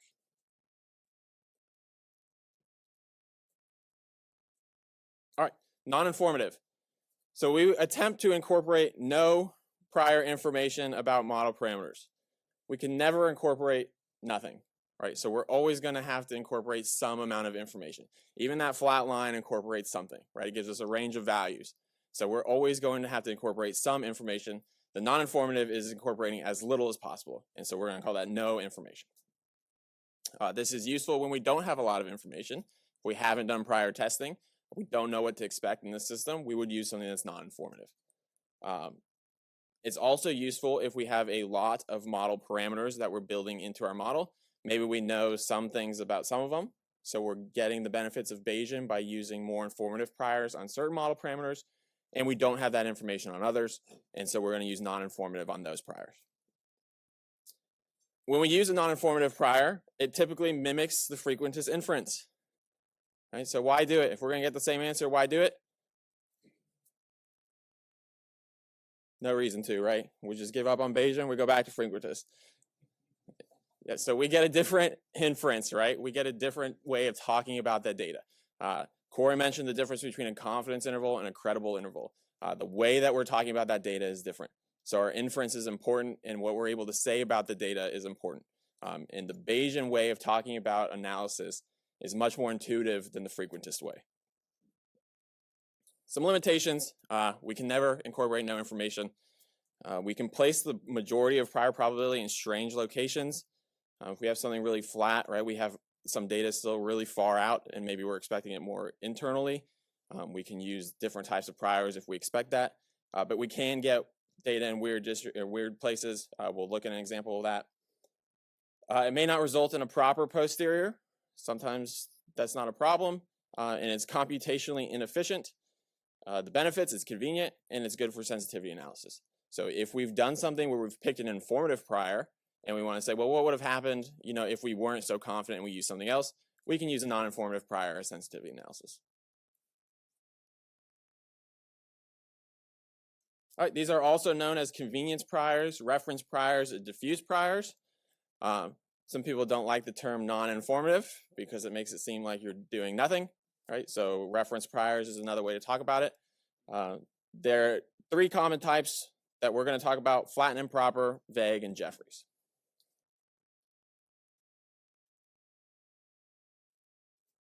All right, first the flat and improper. So this is what we're talking about when we draw the straight line over there, right? Just the flat prior. It's a reference prior that places equal probability at all points in the support. So whatever range of values we want it to take on, equal probability within that range. An improper prior, one that does not have closed and bounded support and they don't integrate to infinity, or they do integrate to infinity. Generally, a proper probability density integrates to just 1. So we can have improper priors sometimes that don't give us that closed form proper posterior. An example here, right, we might look at a beta distribution. We could look at a flat beta of 1, 1 versus uniform of 0, 1. That's what we see in the bottom right image here. That's our beta 1, 1. But an improper might be a beta 0, 0. We could use that if we expect that's what our data looks like. We could also use a normal distribution with a sigma squared known, right? So this is our most simple case of a prior, right? We're not trying to put any information out there. We just want something very diffuse, right? Straight line. We want our data to speak for itself here. Pros and cons of the flat and improper. Pros of the improper and flat, both convenient. It doesn't take a lot of thought to generate these priors. We don't need previous information. We don't have to consult with a SME, right? It's a very convenient prior. Some cons, the improper can cause inferential issues because our posterior might not be proper, which can be a problem for us. It can place the majority of the prior probability in strange locations. We might see something with very high peaks at extreme values, and then it gets sort of flat throughout the rest of it, which we're seeing here in this beta 0, 0. Right, we see these high peaks at the ends. A little bit weird where it's placing that distribution or the probabilities there. It's computationally inefficient. That's computer computationally, right? It can be hard to generate these, so the computer takes time to do it, and the longer it takes, the longer your analysis takes. Not always good. Sometimes it can take too long to become inconvenient and not possible. Some cons of the flat. So they look different under transformations. So if we're looking at putting a prior on something like a standard deviation, and we pick a flat prior, and then we want to talk about variance, well, that's no longer a flat prior, right? Variance is the square root of our standard deviation, so our prior is going to change. So because of that, we might not want to use a flat prior on something that could have a transformation. Another option we have, all right, a little bit more information, is a vague prior, right? Still non-informative, but we're going to try to mimic that improper prior. So here we have a couple graphs. These are two different normal distributions. The blue one is a standard deviation of 15, right? And the red dotted one is a standard deviation of 30. So what we're seeing is that distribution start to spread out, right? The peak's getting lower, we're seeing more spread. This is only at 15 and 30. An example of a vague prior would have a deviation of something like 10,000.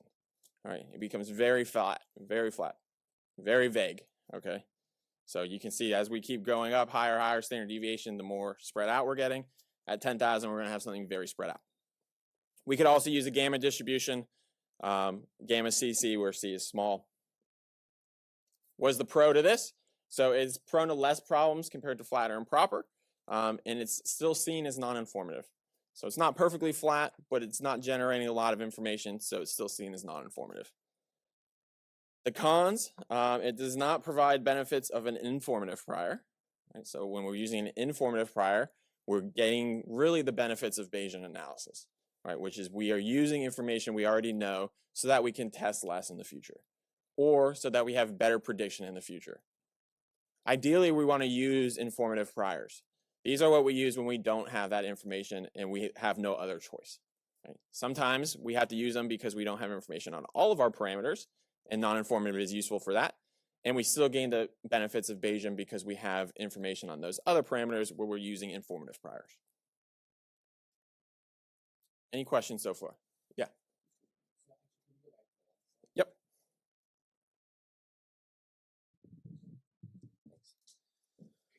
So what would maybe be the impact of placing that density in strange locations in the prior? What might be the impact of that on the posterior distribution? Would it change the shape of the posterior distribution in weird ways, or? Usually, no, it doesn't have a large impact. You could get something strange if you happen to observe data that was in this region. It might warp what your posterior looks like, but generally it's not providing a lot of information, so it's not too much of a concern. It's just in like special cases where that does happen. you would prefer to have something that would be flat rather than improper like that. It also could generate an improper posterior, which you wouldn't be able to do the same amount of inference on. Any other questions? Okay.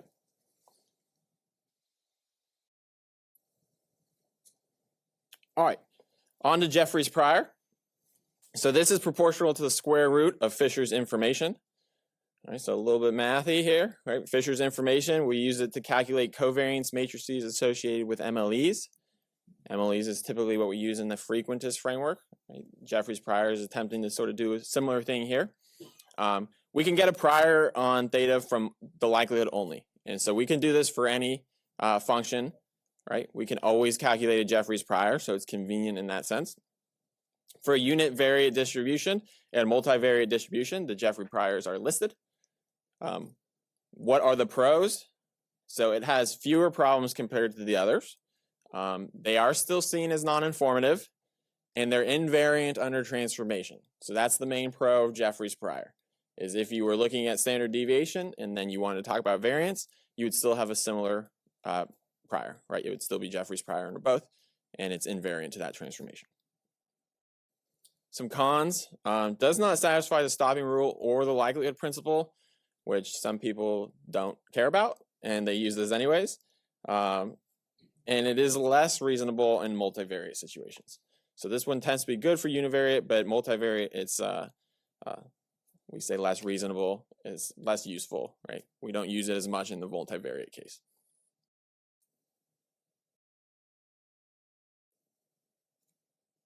All right, so let's add a little bit more information to our prior, right? Those were non-informative. What about weakly informative priors?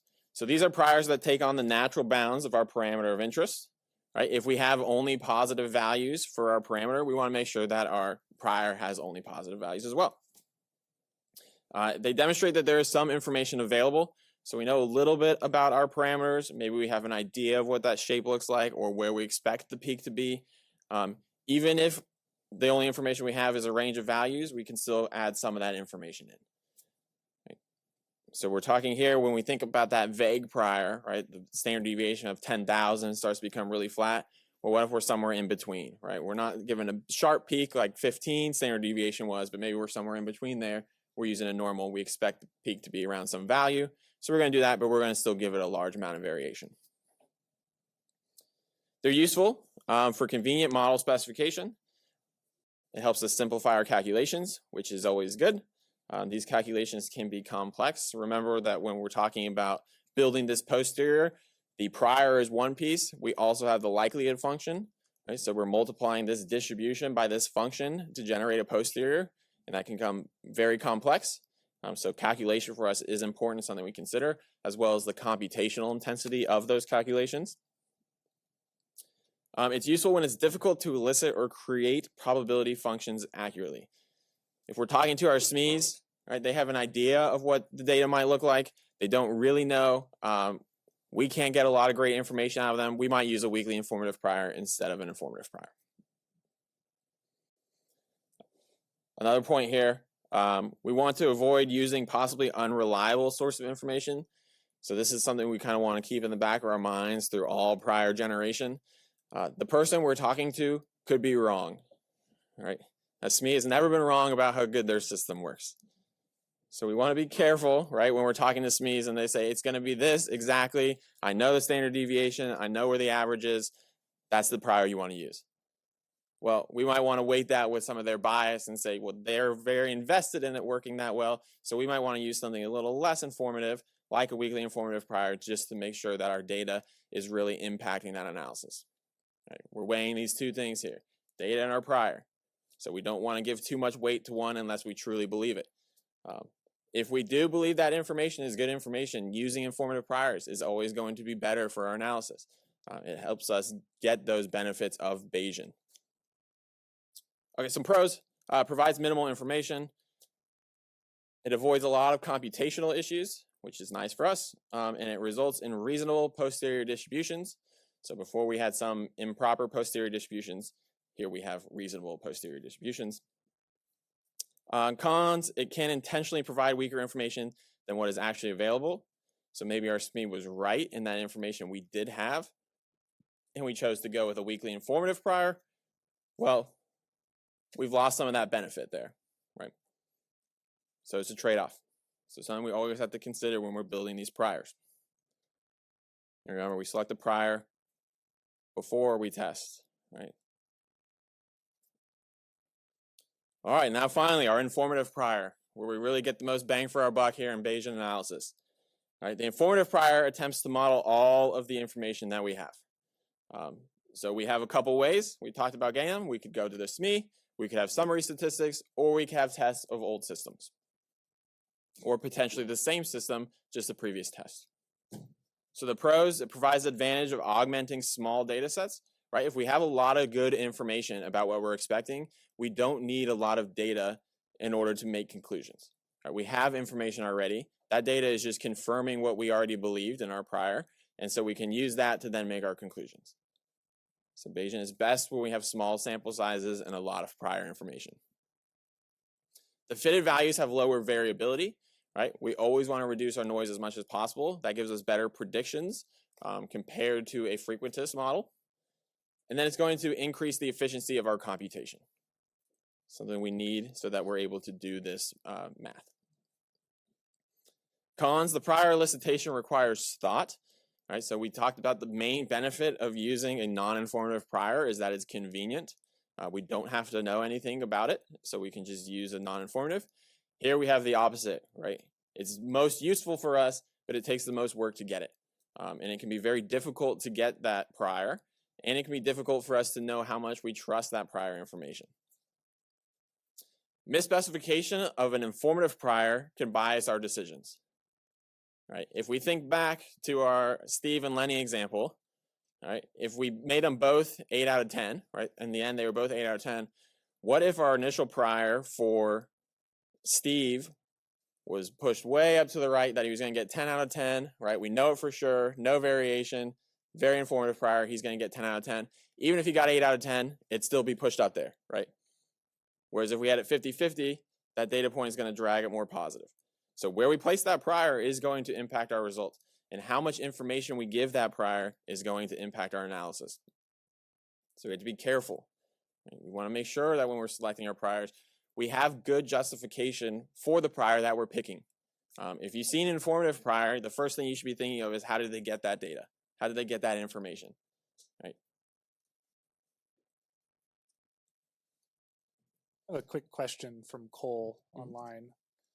So he writes, I'm struggling a bit on the strategy to choose a prior distribution. It seems that two independent parties could arrive at different conclusions if they chose different prior distributions. And then I guess looked at the same data. So with no stated claims of margin of error, how do you know which party is correct in their conclusions? Yeah, so you don't, right? You don't know which is correct. So what are you going to do? You have two people telling you two different things. Both of them say, I know this is right. So what do? Well, you could pick one of them, right, and do the analysis. Or what you would probably prefer to do is somehow combine their information, right? Maybe they have two different means. Maybe you want to average out their means and add more variance to their guess, right? So you're combining both of their information to generate a prior still. So you're still using all that information that's available, but you're not trusting one source entirely. So that's a way that we can sort of hedge our bets in that. We also have the option, once we do analysis, right, if we picked something like that, we could look at what it would have looked like if we had picked just one or the other prior. So we want to pick our prior before testing, right? So we're going to pick that one that's sort of the joint, but then we're going to do our sensitivity analysis and say, well, what if we had picked his versus his, right? And see what would the results, how would the results have changed? Yeah, I just have a quick comment on that too. That's why there's been some push over the past in Bayesian to do what's called objective priors to try to get rid of what they call subjectivity. But the argument against that from a Bayesian perspective is that if you do the frequentist, again, if you don't make a decision, then you still have made a choice kind of a thing. That in frequentist, if you don't use any information that you have, are you really claiming that that is more correct than a Bayesian approach that used some prior information? So I think the same argument could also hold. And this gets into a lot of the philosophical arguments that you'll see in this. So I think that's if you have two experts approaching a problem, what do they say about economists? If you ask 10 economists what's going to happen, you get 12 answers. I think anytime you get experts together that have to form some assumptions in order to do the analysis, there's going to be some difference of opinion along the way, which is why we've been emphasizing that the prior is done prior to the testing. You get the stakeholders to all sign off in advance. And then you also have quantitative methods to do the model checking later. So I'll just add that element. Exactly. Yes, thank you. Question?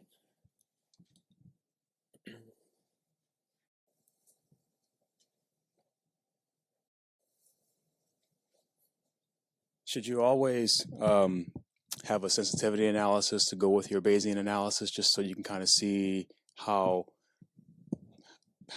steady things are?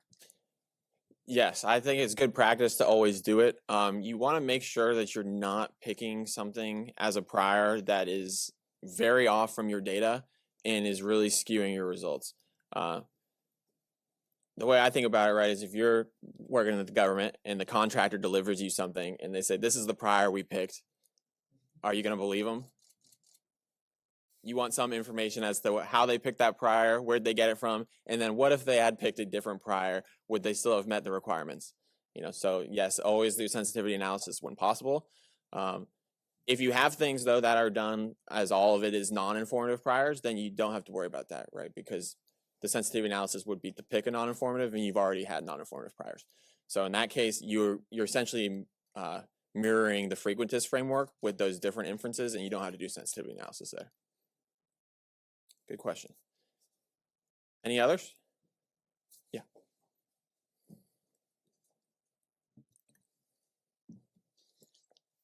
In areas like machine learning, it seems to people where they often have lots of data are able to break the data into training, validation, and test groups and set something aside and then go do a bunch of different modeling methods.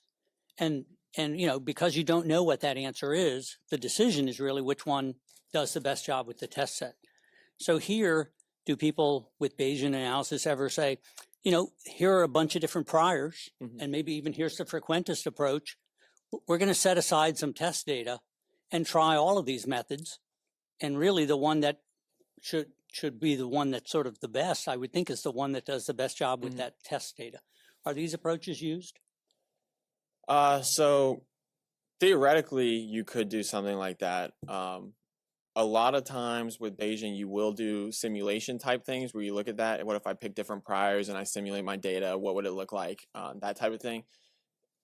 In application, not so much, because really the benefit of Bayesian comes from the small sample size testing that you're doing. So you don't usually have that luxury of saying, well, I have this extra data, right, that I'm going to use to train my model, and then this extra data to validate it. Usually you don't have that validation part, right? You only have the model building part. So because that's how we get most of our data when we're doing this Bayesian analysis, we don't really use that same framework for picking a prior, but we definitely do in a simulation context of saying, well, what if we had this data? What would my priors look like, or what would my posterior look like with different priors? Does that answer the question? Well, sort of, but it still doesn't have the which one was the best sort of answer. Yeah, so which one was the best? I mean, like most statistics, we're never going to know, right? We don't know what the best was. Yeah, exactly, unless we test. So we can then use that information if we test to keep improving our priors as we go along, and that's really something that we want to use Bayesian for.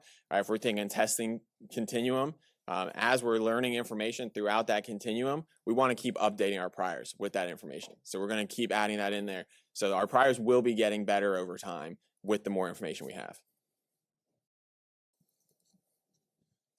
If I can add, to me, this is almost like a third philosophy. Like they were talking about Bayesian and frequentist philosophies earlier. And I think data splitting is like an alternative to both of them that you can answer a lot of questions with. But I think for for some people, that's just like off the table. But for machine learners, it's a different objective. So anyway, that's my thought. Thank you. Any other questions? No? Okay. So let's talk about how we generate informative priors.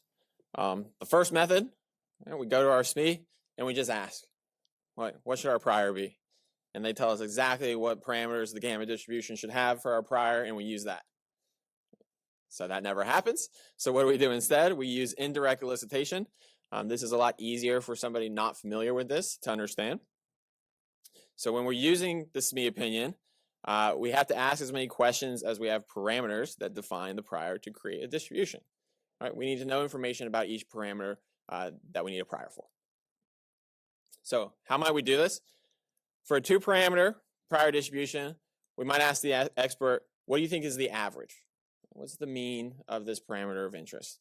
And then what is the highest that average could possibly be? So what we're asking for is we need a mean and we need some deviation, right? And we're going to use that to generate our distribution. How we do that? We're going to set the mode of the prior distribution to the first answer. So that's the answer of what is the average. And then the 90th percentile of the distribution to the second answer, which is what is the highest that average could possibly be. Right? So we're just creating a distribution based on the information that they give us. We're going to solve that for the prior parameters. And then we're going to ensure the expert endorses the distribution. So this is the key part, right? We're going to ask them these questions. We're going to generate this distribution, but then we're going to show them the distribution. Does this make sense? Is this what you're expecting? Right? When they see it, they might have different answers than what they had originally. You know, they could look at it and be like, that shape is entirely wrong, right? Or that's way too high, right? Way too low, something like that. So we want to make sure that they sign off on that distribution once we've generated it. This is the same kind of thing you should expect if you're looking at somebody else's analysis and you're asking how did they get the prior. You should expect that they have some SME that has looked at it, right? You want to make sure that they have that. Otherwise, you don't know where that distribution is being generated from.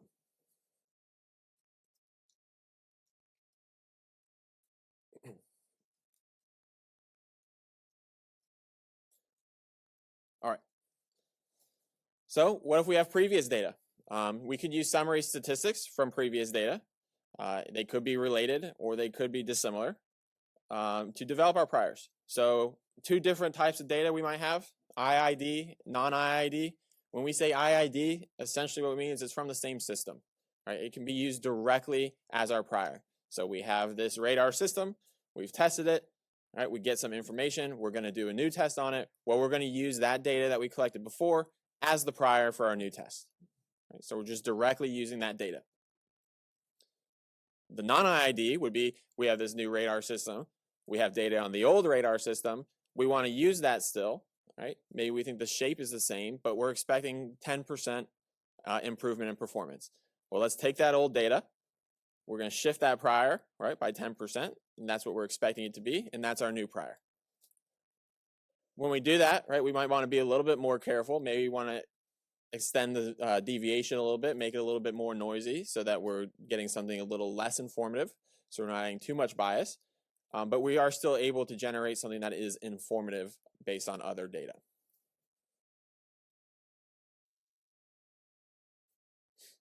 One more note here on power priors.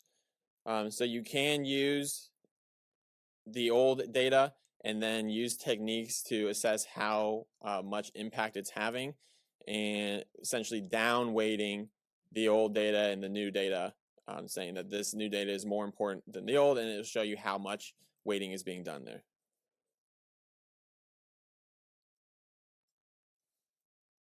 All right, what questions should the tester ask? So do we have previous data? I'm generating these priors, right? I want to know what prior I should use. First question I should ask, do we have previous data? If I do, where did it come from? IID, non-IID? Do I have just raw data? Do I have summary statistics of previous testing? Is the previous data different than the current system? Do we know natural bounds for values the parameter can take on? If it's all positive bounds, well, let's use a distribution that keeps it all positive. Do we have SME opinion?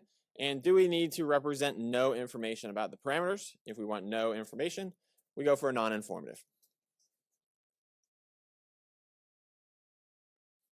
Ultimately, the testing we do now informs the future priors.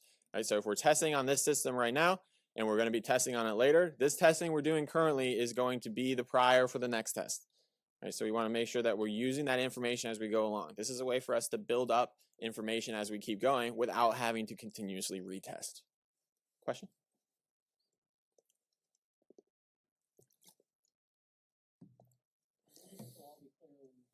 A couple slides back, we talked about a 2-parameter prior.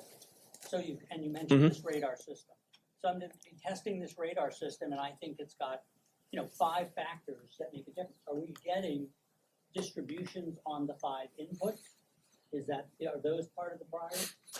Yeah. So in a really complex system, you're talking about lots of priors are all going into this.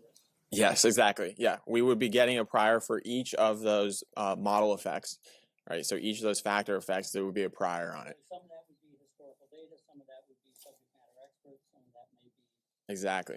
something from a modeling and simulation. Exactly. So we might have, when we're talking about those, right, some of these maybe we have previous data and we can use it. Some of those maybe we don't and we're using a non-informative prior. So the benefits that we get from Bayesian, we see the most when we're using informative priors.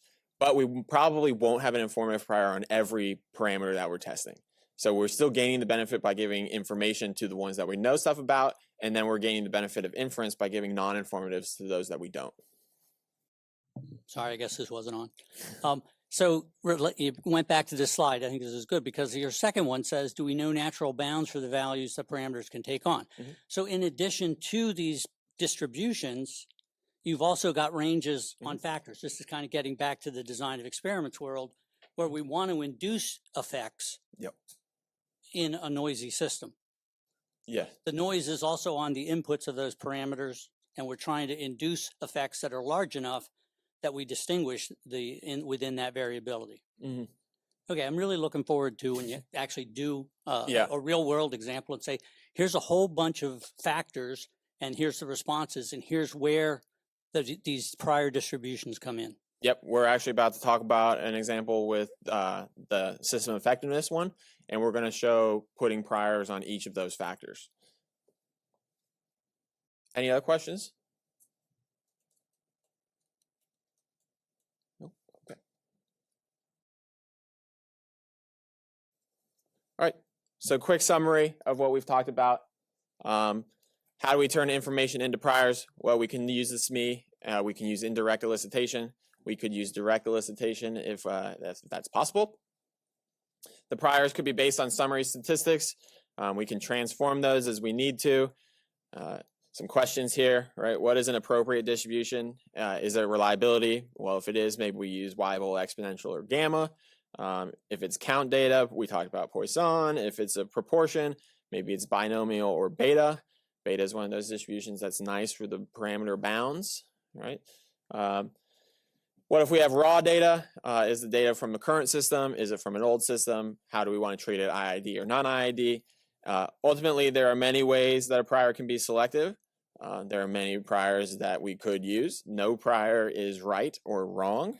Well, maybe they could be wrong, but right, no prior is necessarily the right prior. So what are you going to do? So you have to think about this very carefully. This is going to impact your analysis, right? So your prior selection is very important, and it's done after testing. No, right? It's done before testing, right? So we need to make sure that we're generating this prior with all the information we have. If we want to gain the benefits of Bayesian analysis, we need to select good priors, right? All right, one last type that we're going to talk about is the conjugate prior. So the conjugate priors yield closed form solutions of posterior of the same distribution as the prior. Right, so our exponential likelihood and gamma prior is going to give us a gamma posterior. Right, so that's nice because it's closed form and we know stuff about these distributions. Right, if you ask what's the mean of a gamma, you can look it up. Right, you can find that. You don't have to do any sort of simulation to do that. So you know stuff about these distributions already. When we multiply a likelihood function and a distribution, we will not always get a closed form answer. Right, we will get something very complicated that we don't understand and we don't know what distribution it is, and we're going to have to use simulation to figure that out. Right, and the calculations get very complex. The conjugate priors are nice because you can avoid that. You don't want to use a conjugate prior just because it's easy. Right, you need to have a reason for choosing the conjugate prior. Sometimes they are reasonable, right? Your prior information being the same distribution as your posterior information seems to make sense, right? So here's a few of those conjugate priors. Wikipedia actually is a pretty good source on these. It has a good list of which priors and their conjugates exist. Why? Why do we want a conjugate prior? Because we can do the math, right? You get a closed form answer, and that's very nice.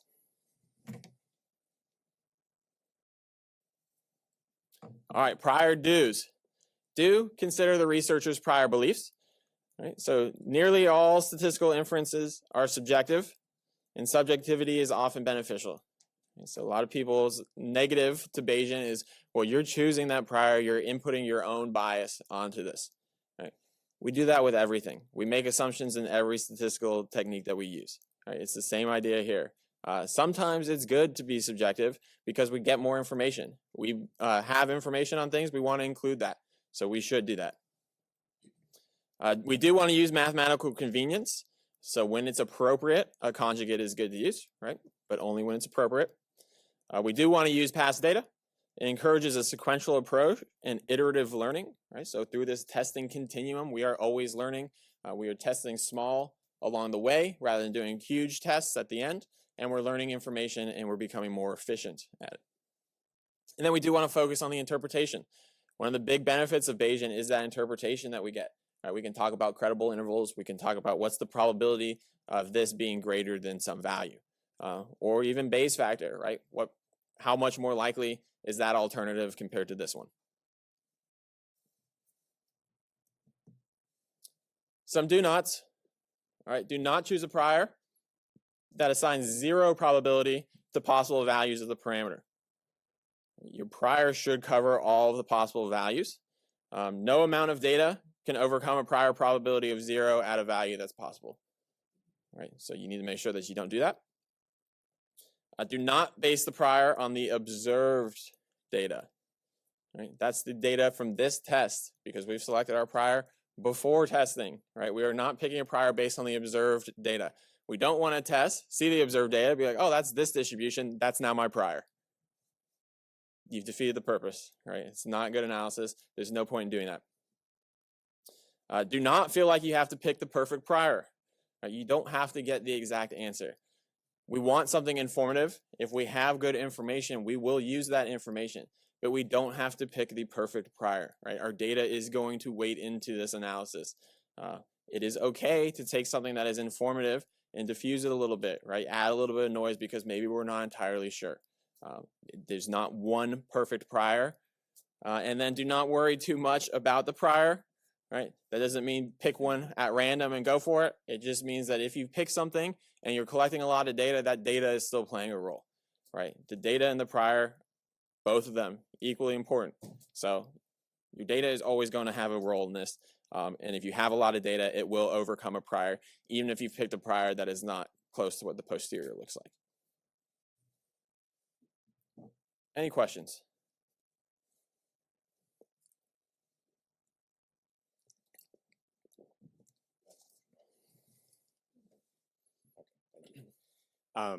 I'm just wondering, I think DB already answered this for me, but I'm just curious. The second do not, where you talk about not basing it on observed data. When you were talking about the Jeffreys prior, that was derived from a likelihood. Yeah. So you're not using the data in that likelihood though? Yeah, so Jeffreys prior is a little bit different because it does use the likelihood of data, which is a reason people don't like Jeffreys prior because it's sort of a self-licking ice cream cone in that, right? So you are kind of, and it's not necessarily the best practice to use that, but it is saving you in the sense that it's invariant on those transformations, and that prior always exists for the distribution.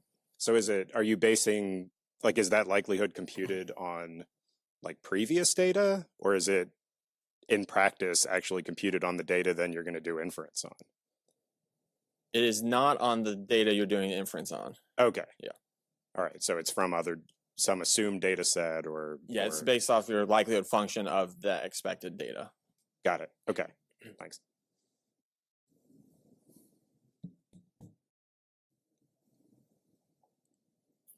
Any other questions? I guess I have a really similar question, but it is actually different. So we're talking about how you have to have the prior before you do your test or you collect your data. But it seems like you also have to know the likelihood as well, because how do you pick a prior if you don't know the likelihood? So do you actually need both? So you don't need the likelihood. Your prior is based on just what you're expecting the parameter to look like. Parameter of what without a likelihood? So you will need the likelihood to make that calculation, but it's just what you're expecting essentially you're saying, what do I expect the data is going to look like, right? And then your likelihood is that data. So you're saying, my prior I expect it to look like this. Your likelihood is either confirming that or moving your prior one way or the other, right? And then you're getting that posterior distribution, which is the combination of those two. It makes sense for a one parameter model, but I don't know if it makes sense for like an experimental design model. We're going to look at an example of that. It is harder to, interpret what that actually looks like for us, because when you're talking about, the posterior of an experimental design, you have this joint distribution on all of them, right? And so it's not like a distribution that we can picture. So that's why we have to use simulation and stuff. But we'll look at an example of how we pick the priors for the experimental design. Other questions? Okay.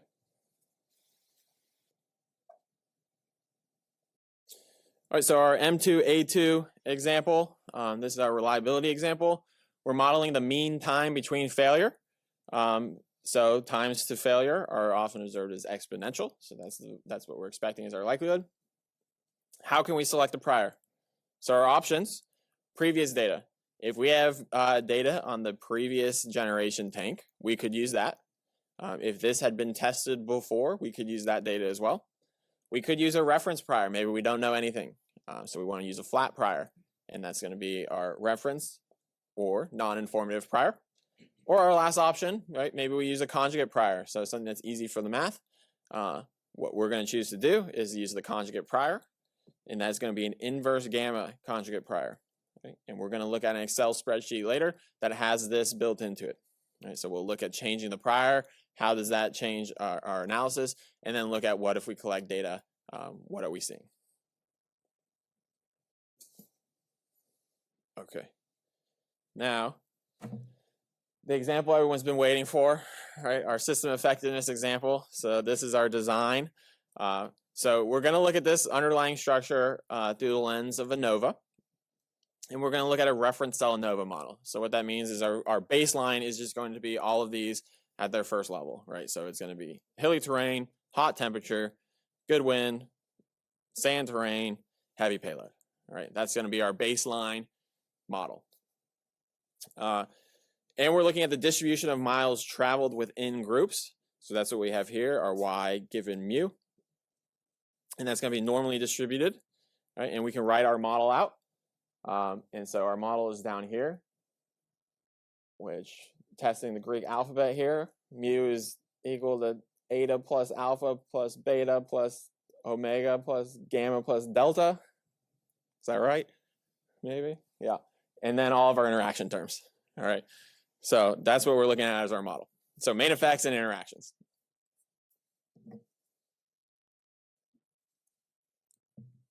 Okay. So let's talk about how we get these. We'll move over here.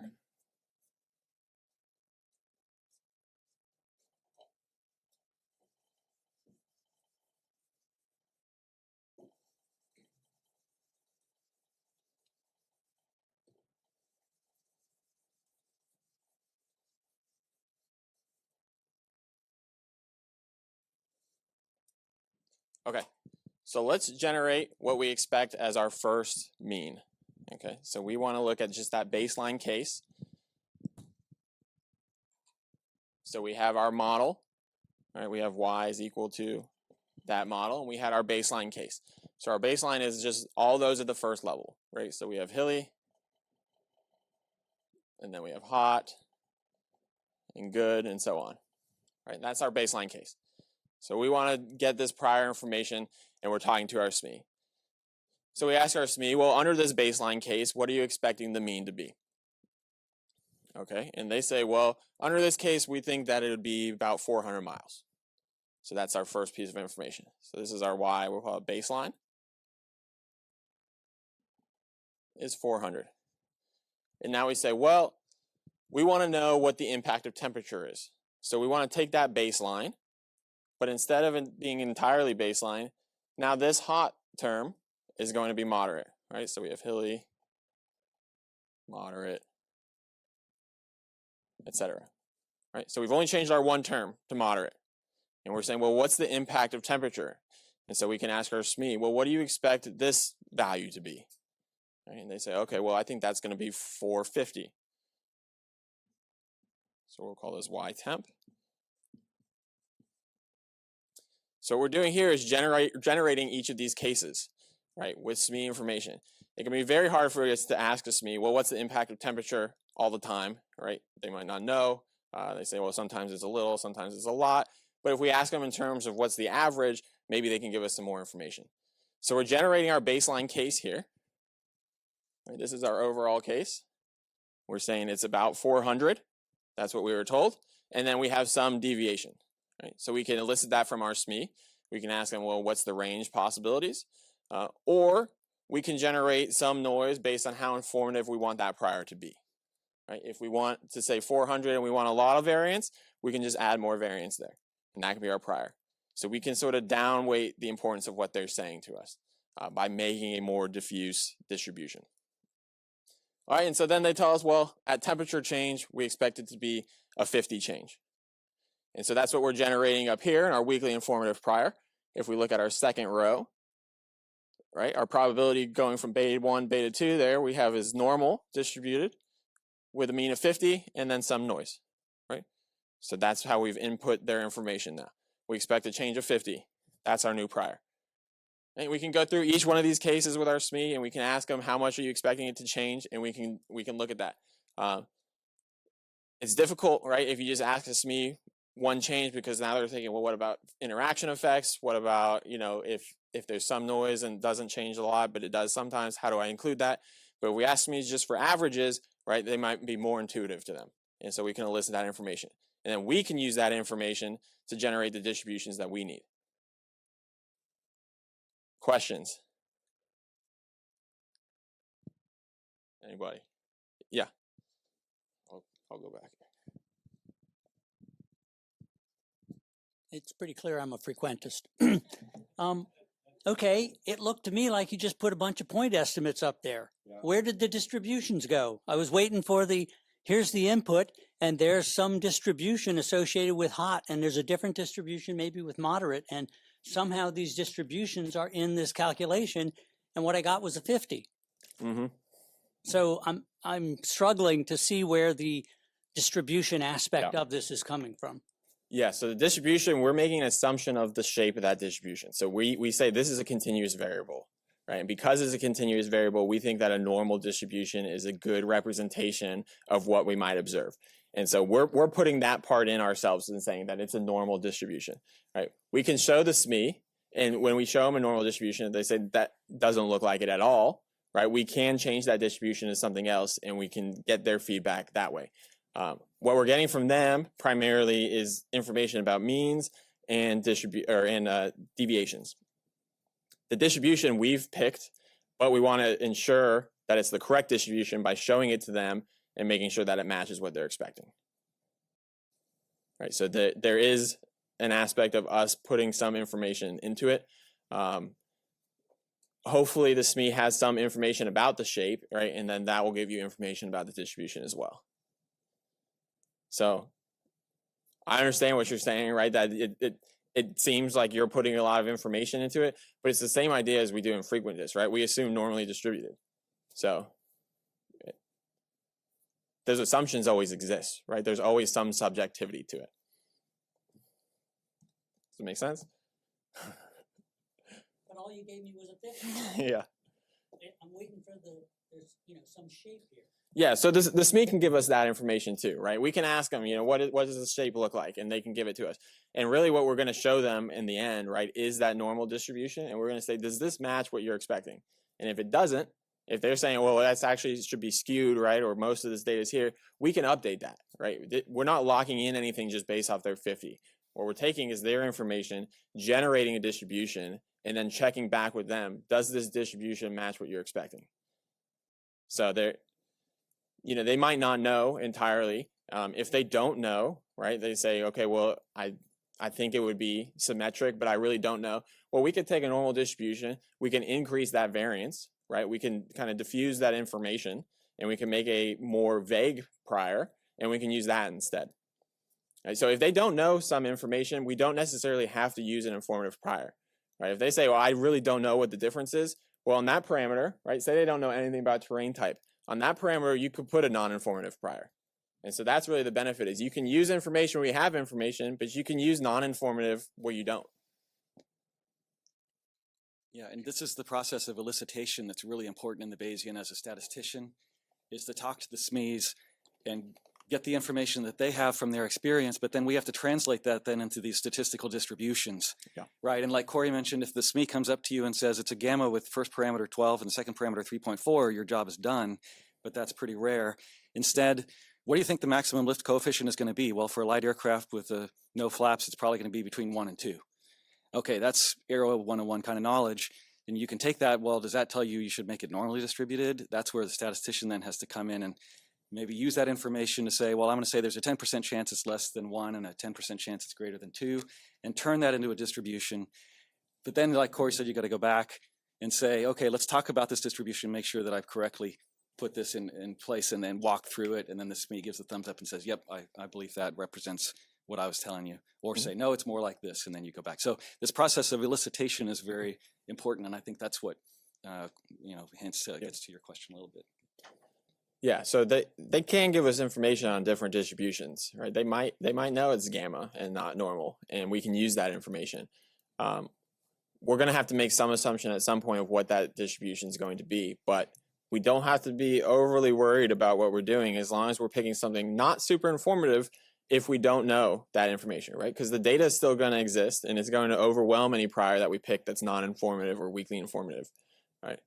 We're not going to gain that same benefit that we would get from informative priors where we can use less samples, but we will still get good analysis, we'll get good results that mimic frequentness, but we'll have that interpretation of the Bayesian. So if we have information about the distribution, the mean, the standard deviation, include it all, right? Whatever the SME tells us, we can include it all. But if they don't know it, we can make some judgment calls, right? We can say, well, this is continuous, so we're going to assume normal, and we're going to create large variance so that we have, like in this case, right, these are all weakly informative priors. So we're not doing anything that the SME says this is exactly what it is. They say, well, I think it's about a 50 change. And we say, okay, it's 50 change. We'll add some amount of noise, and that's going to be our weakly informative prior. I hear the words, I read the slide, I understand that part. I guess I was hoping that the example would actually show that in it, and I guess it just didn't do it for me. Yeah, you got to go to the Church of Bayesian a few times to get converted.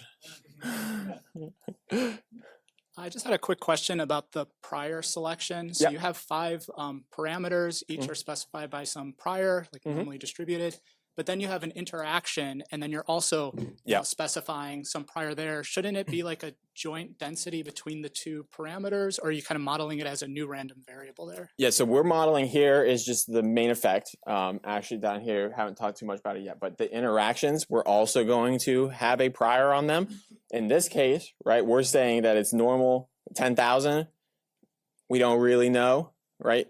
It's very hard to conceptually understand what a 2-factor interaction might look like, especially for a SME, right? So we're picking something that's very vague here, and we're picking something that's not going to have that much input. So our data is going to overwhelm that. So we would, yes, like you're saying, we would have to have a prior for each parameter and its 2-factor interactions. All right, thank you. Yep. Yeah, you can use this. Thank you. I'm gonna convert. Collection plate, is there a collection plate anybody? I'm gonna put some money in it. I'm ready to go. Yeah, let's see. My question is, you have weekly informative priors and you have PR equal to 1. Is that, I know probabilities should equal to 1, but I mean, like, what is that? What are you saying there? Yeah, that's just because we're using reference cell ANOVA. So that's our baseline form, right? So that's what it is at baseline, which is going to be the overall prior that we've set at that 400, and then these are the changes in that factor. So it's just this type of ANOVA model that we've used. So, other questions?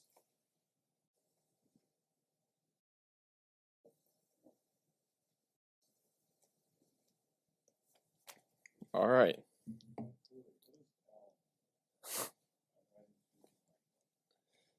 Tau is our estimate of noise. So we do set a prior on our error as well.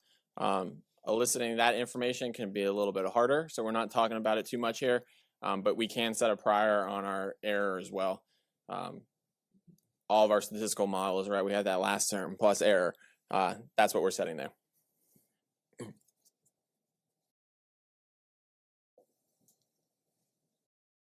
All right. So how do we elicit this information? So we talked about it a little over here. This is just how we would do it in general. All right, so we want to, for each model parameter, here we're assuming that we have a normal distribution with some mean and some variance. First question we ask them, what's your best guess for the mean of this factor? All right, that's what we have here. And then the second question is, what is the highest that mean could be? So we can get some information on noise if they have that. Then we want to put it into our distribution. So our distribution for the normal is our normal mean sigma squared. And so we're going to center it at the result of the first, right? So we're centering on the mean that they give us. And then to obtain sigma squared, we're going to set the second answer equal to that mu plus 2 square root of sigma squared. And we're going to solve that for sigma squared. Right? So all we're doing is backing out the parameters of a normal distribution based off the information they gave us.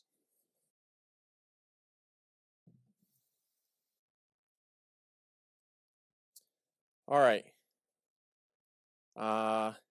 Let's see. I gotta pick somebody.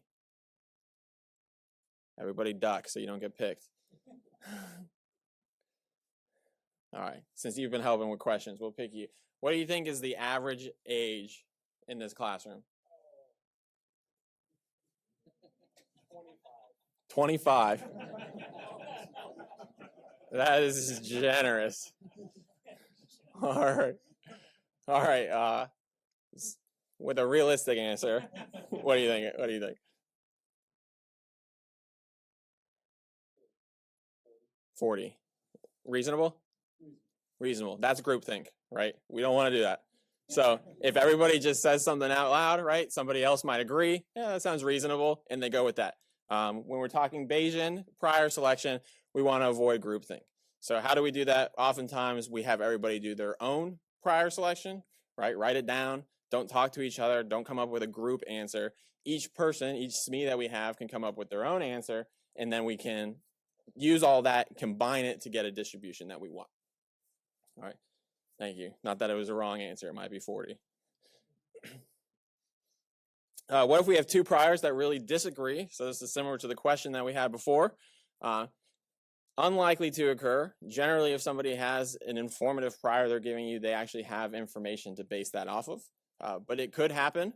If it does happen, we want to incorporate more variability into the prior and combine the information that they give us. Right, so we're going to make it something less informative, but we're still going to use both pieces of information.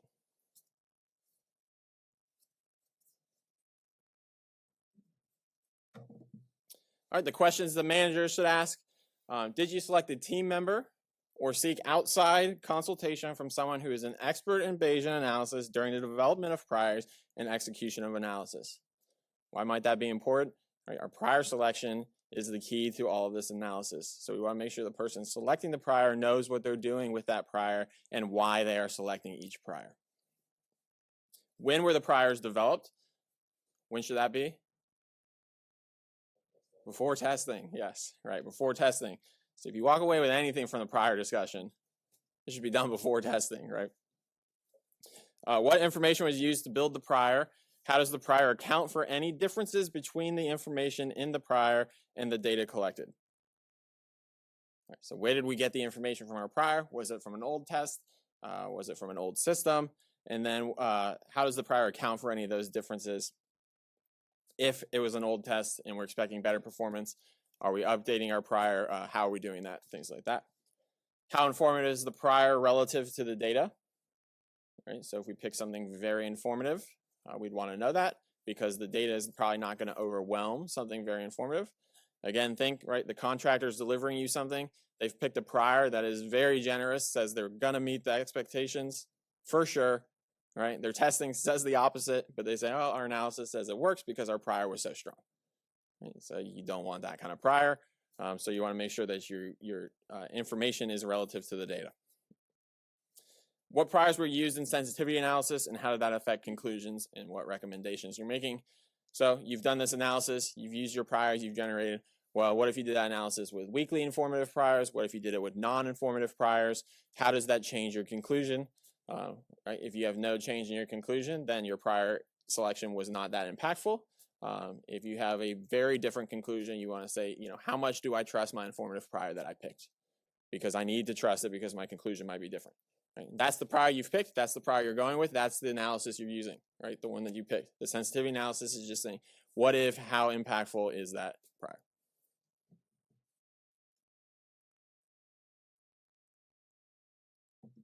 All right. When do we select a prior? Before testing, yes. Brand new question. What do we call a prior that seeks to provide little or no prior information on model parameters? Non-informative, no information, right? Little information, weakly informative.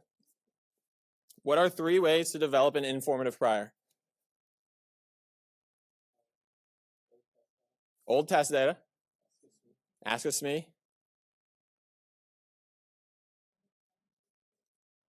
You could use a conjugate prior, which can be informative, yeah. Right, so, or we could look at summary statistics, or when we're talking about previous data, we could talk IID versus non-IID, right? So several different ways we can get informative priors. Good. Any questions on priors? Yeah. 71.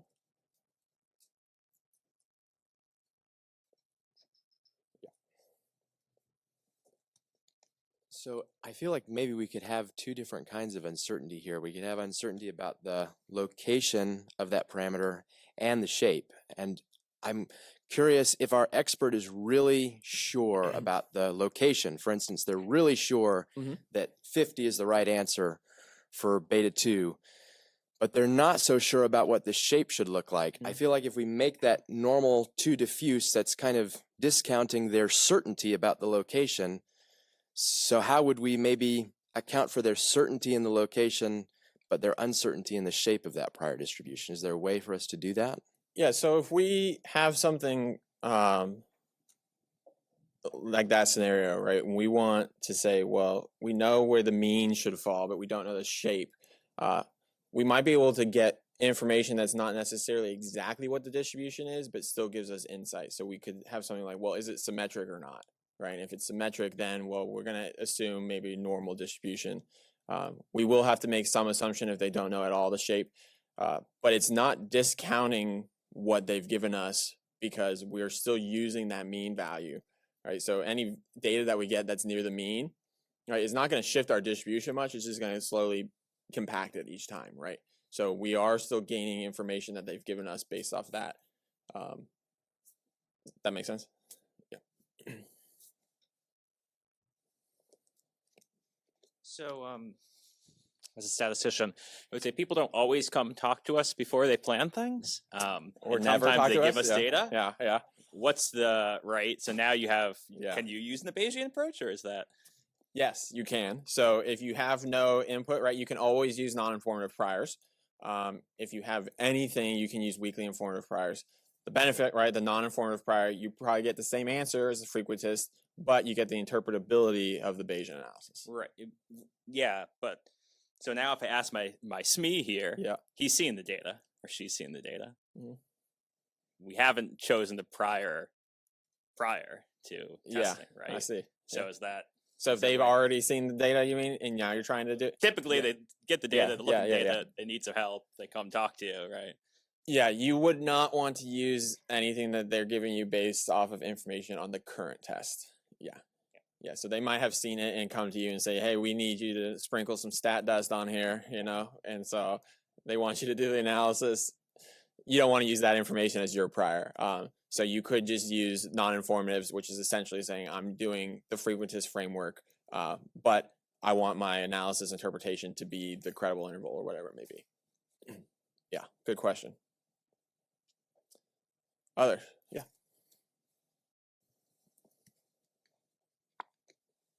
So when you're picking the prior distributions and checking with your SMEs, are you doing like prior predictive checks so that they're not just talking about the prior distributions of the parameters, but they're actually looking at this is what the data or this is what your informatives are saying that you're going to predict or you're going to observe? Sorry, could you repeat that? Yeah. So when you're talking about the priors, so I think at times like that can sort of take people away from like this is what I'm actually going to observe. Yeah. So do you ever use the priors to simulate data before the actual event to say that this is what you're by picking this prior, this is what you're saying that you expect to observe? Yeah, absolutely. Yeah, definitely use simulation. You can look at, if you're drawing from those priors, what might the posteriors look like, and see if that's reasonable to them, because they might have a better idea of that versus, maybe they don't know exactly what a factor change looks like, right? So definitely use simulation when you can for that, to look at what the priors might look like. Yeah. Other questions? Yeah.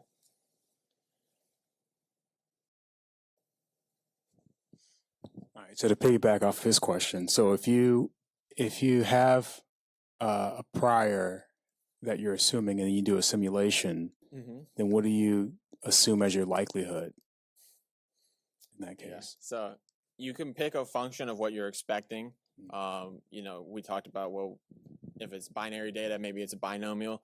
You might not know exactly what parameter binomial it is, right? But you can use binomial draws and look at that as your likelihood, things like that. And so our next section actually is going to talk a lot about simulating so we can generate our posteriors. And so that simulation stuff and the coding there might help, clear up some of this too. Any others? I have a quick question.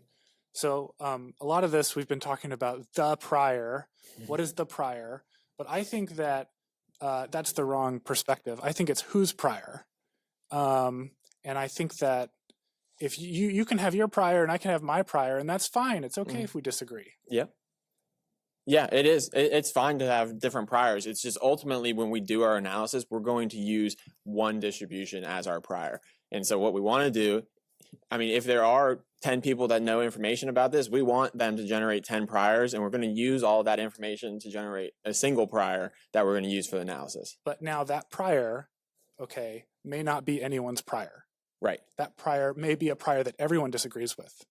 It's possible. Generally, right, you would hope that if you had 10 SMEs, some of them would agree with each other, right? So, but it is possible. But if everybody generates something that is vastly different and you get a distribution in the end that is something nobody agreed on, well, it sounds like they probably don't know in the first place, right? Then you probably want to stick with something that's a non-informative or a weakly informative for that case. Informative priors we only want to use if we know for sure, right, that information is useful and we gathered it in the correct way, right? We don't want to use an informative prior just because we think it'll make our analysis better. And that's the last thing we want to do. That's sort of the prior cheating that people worry about with Bayesian, is that you could pick a prior that says, I'm going to succeed this test. All I have to do now is test it, right? You don't want to do that. So you want to make sure that you have picked a prior in a meaningful way, and that any informative prior you're picking comes from a good place. Right?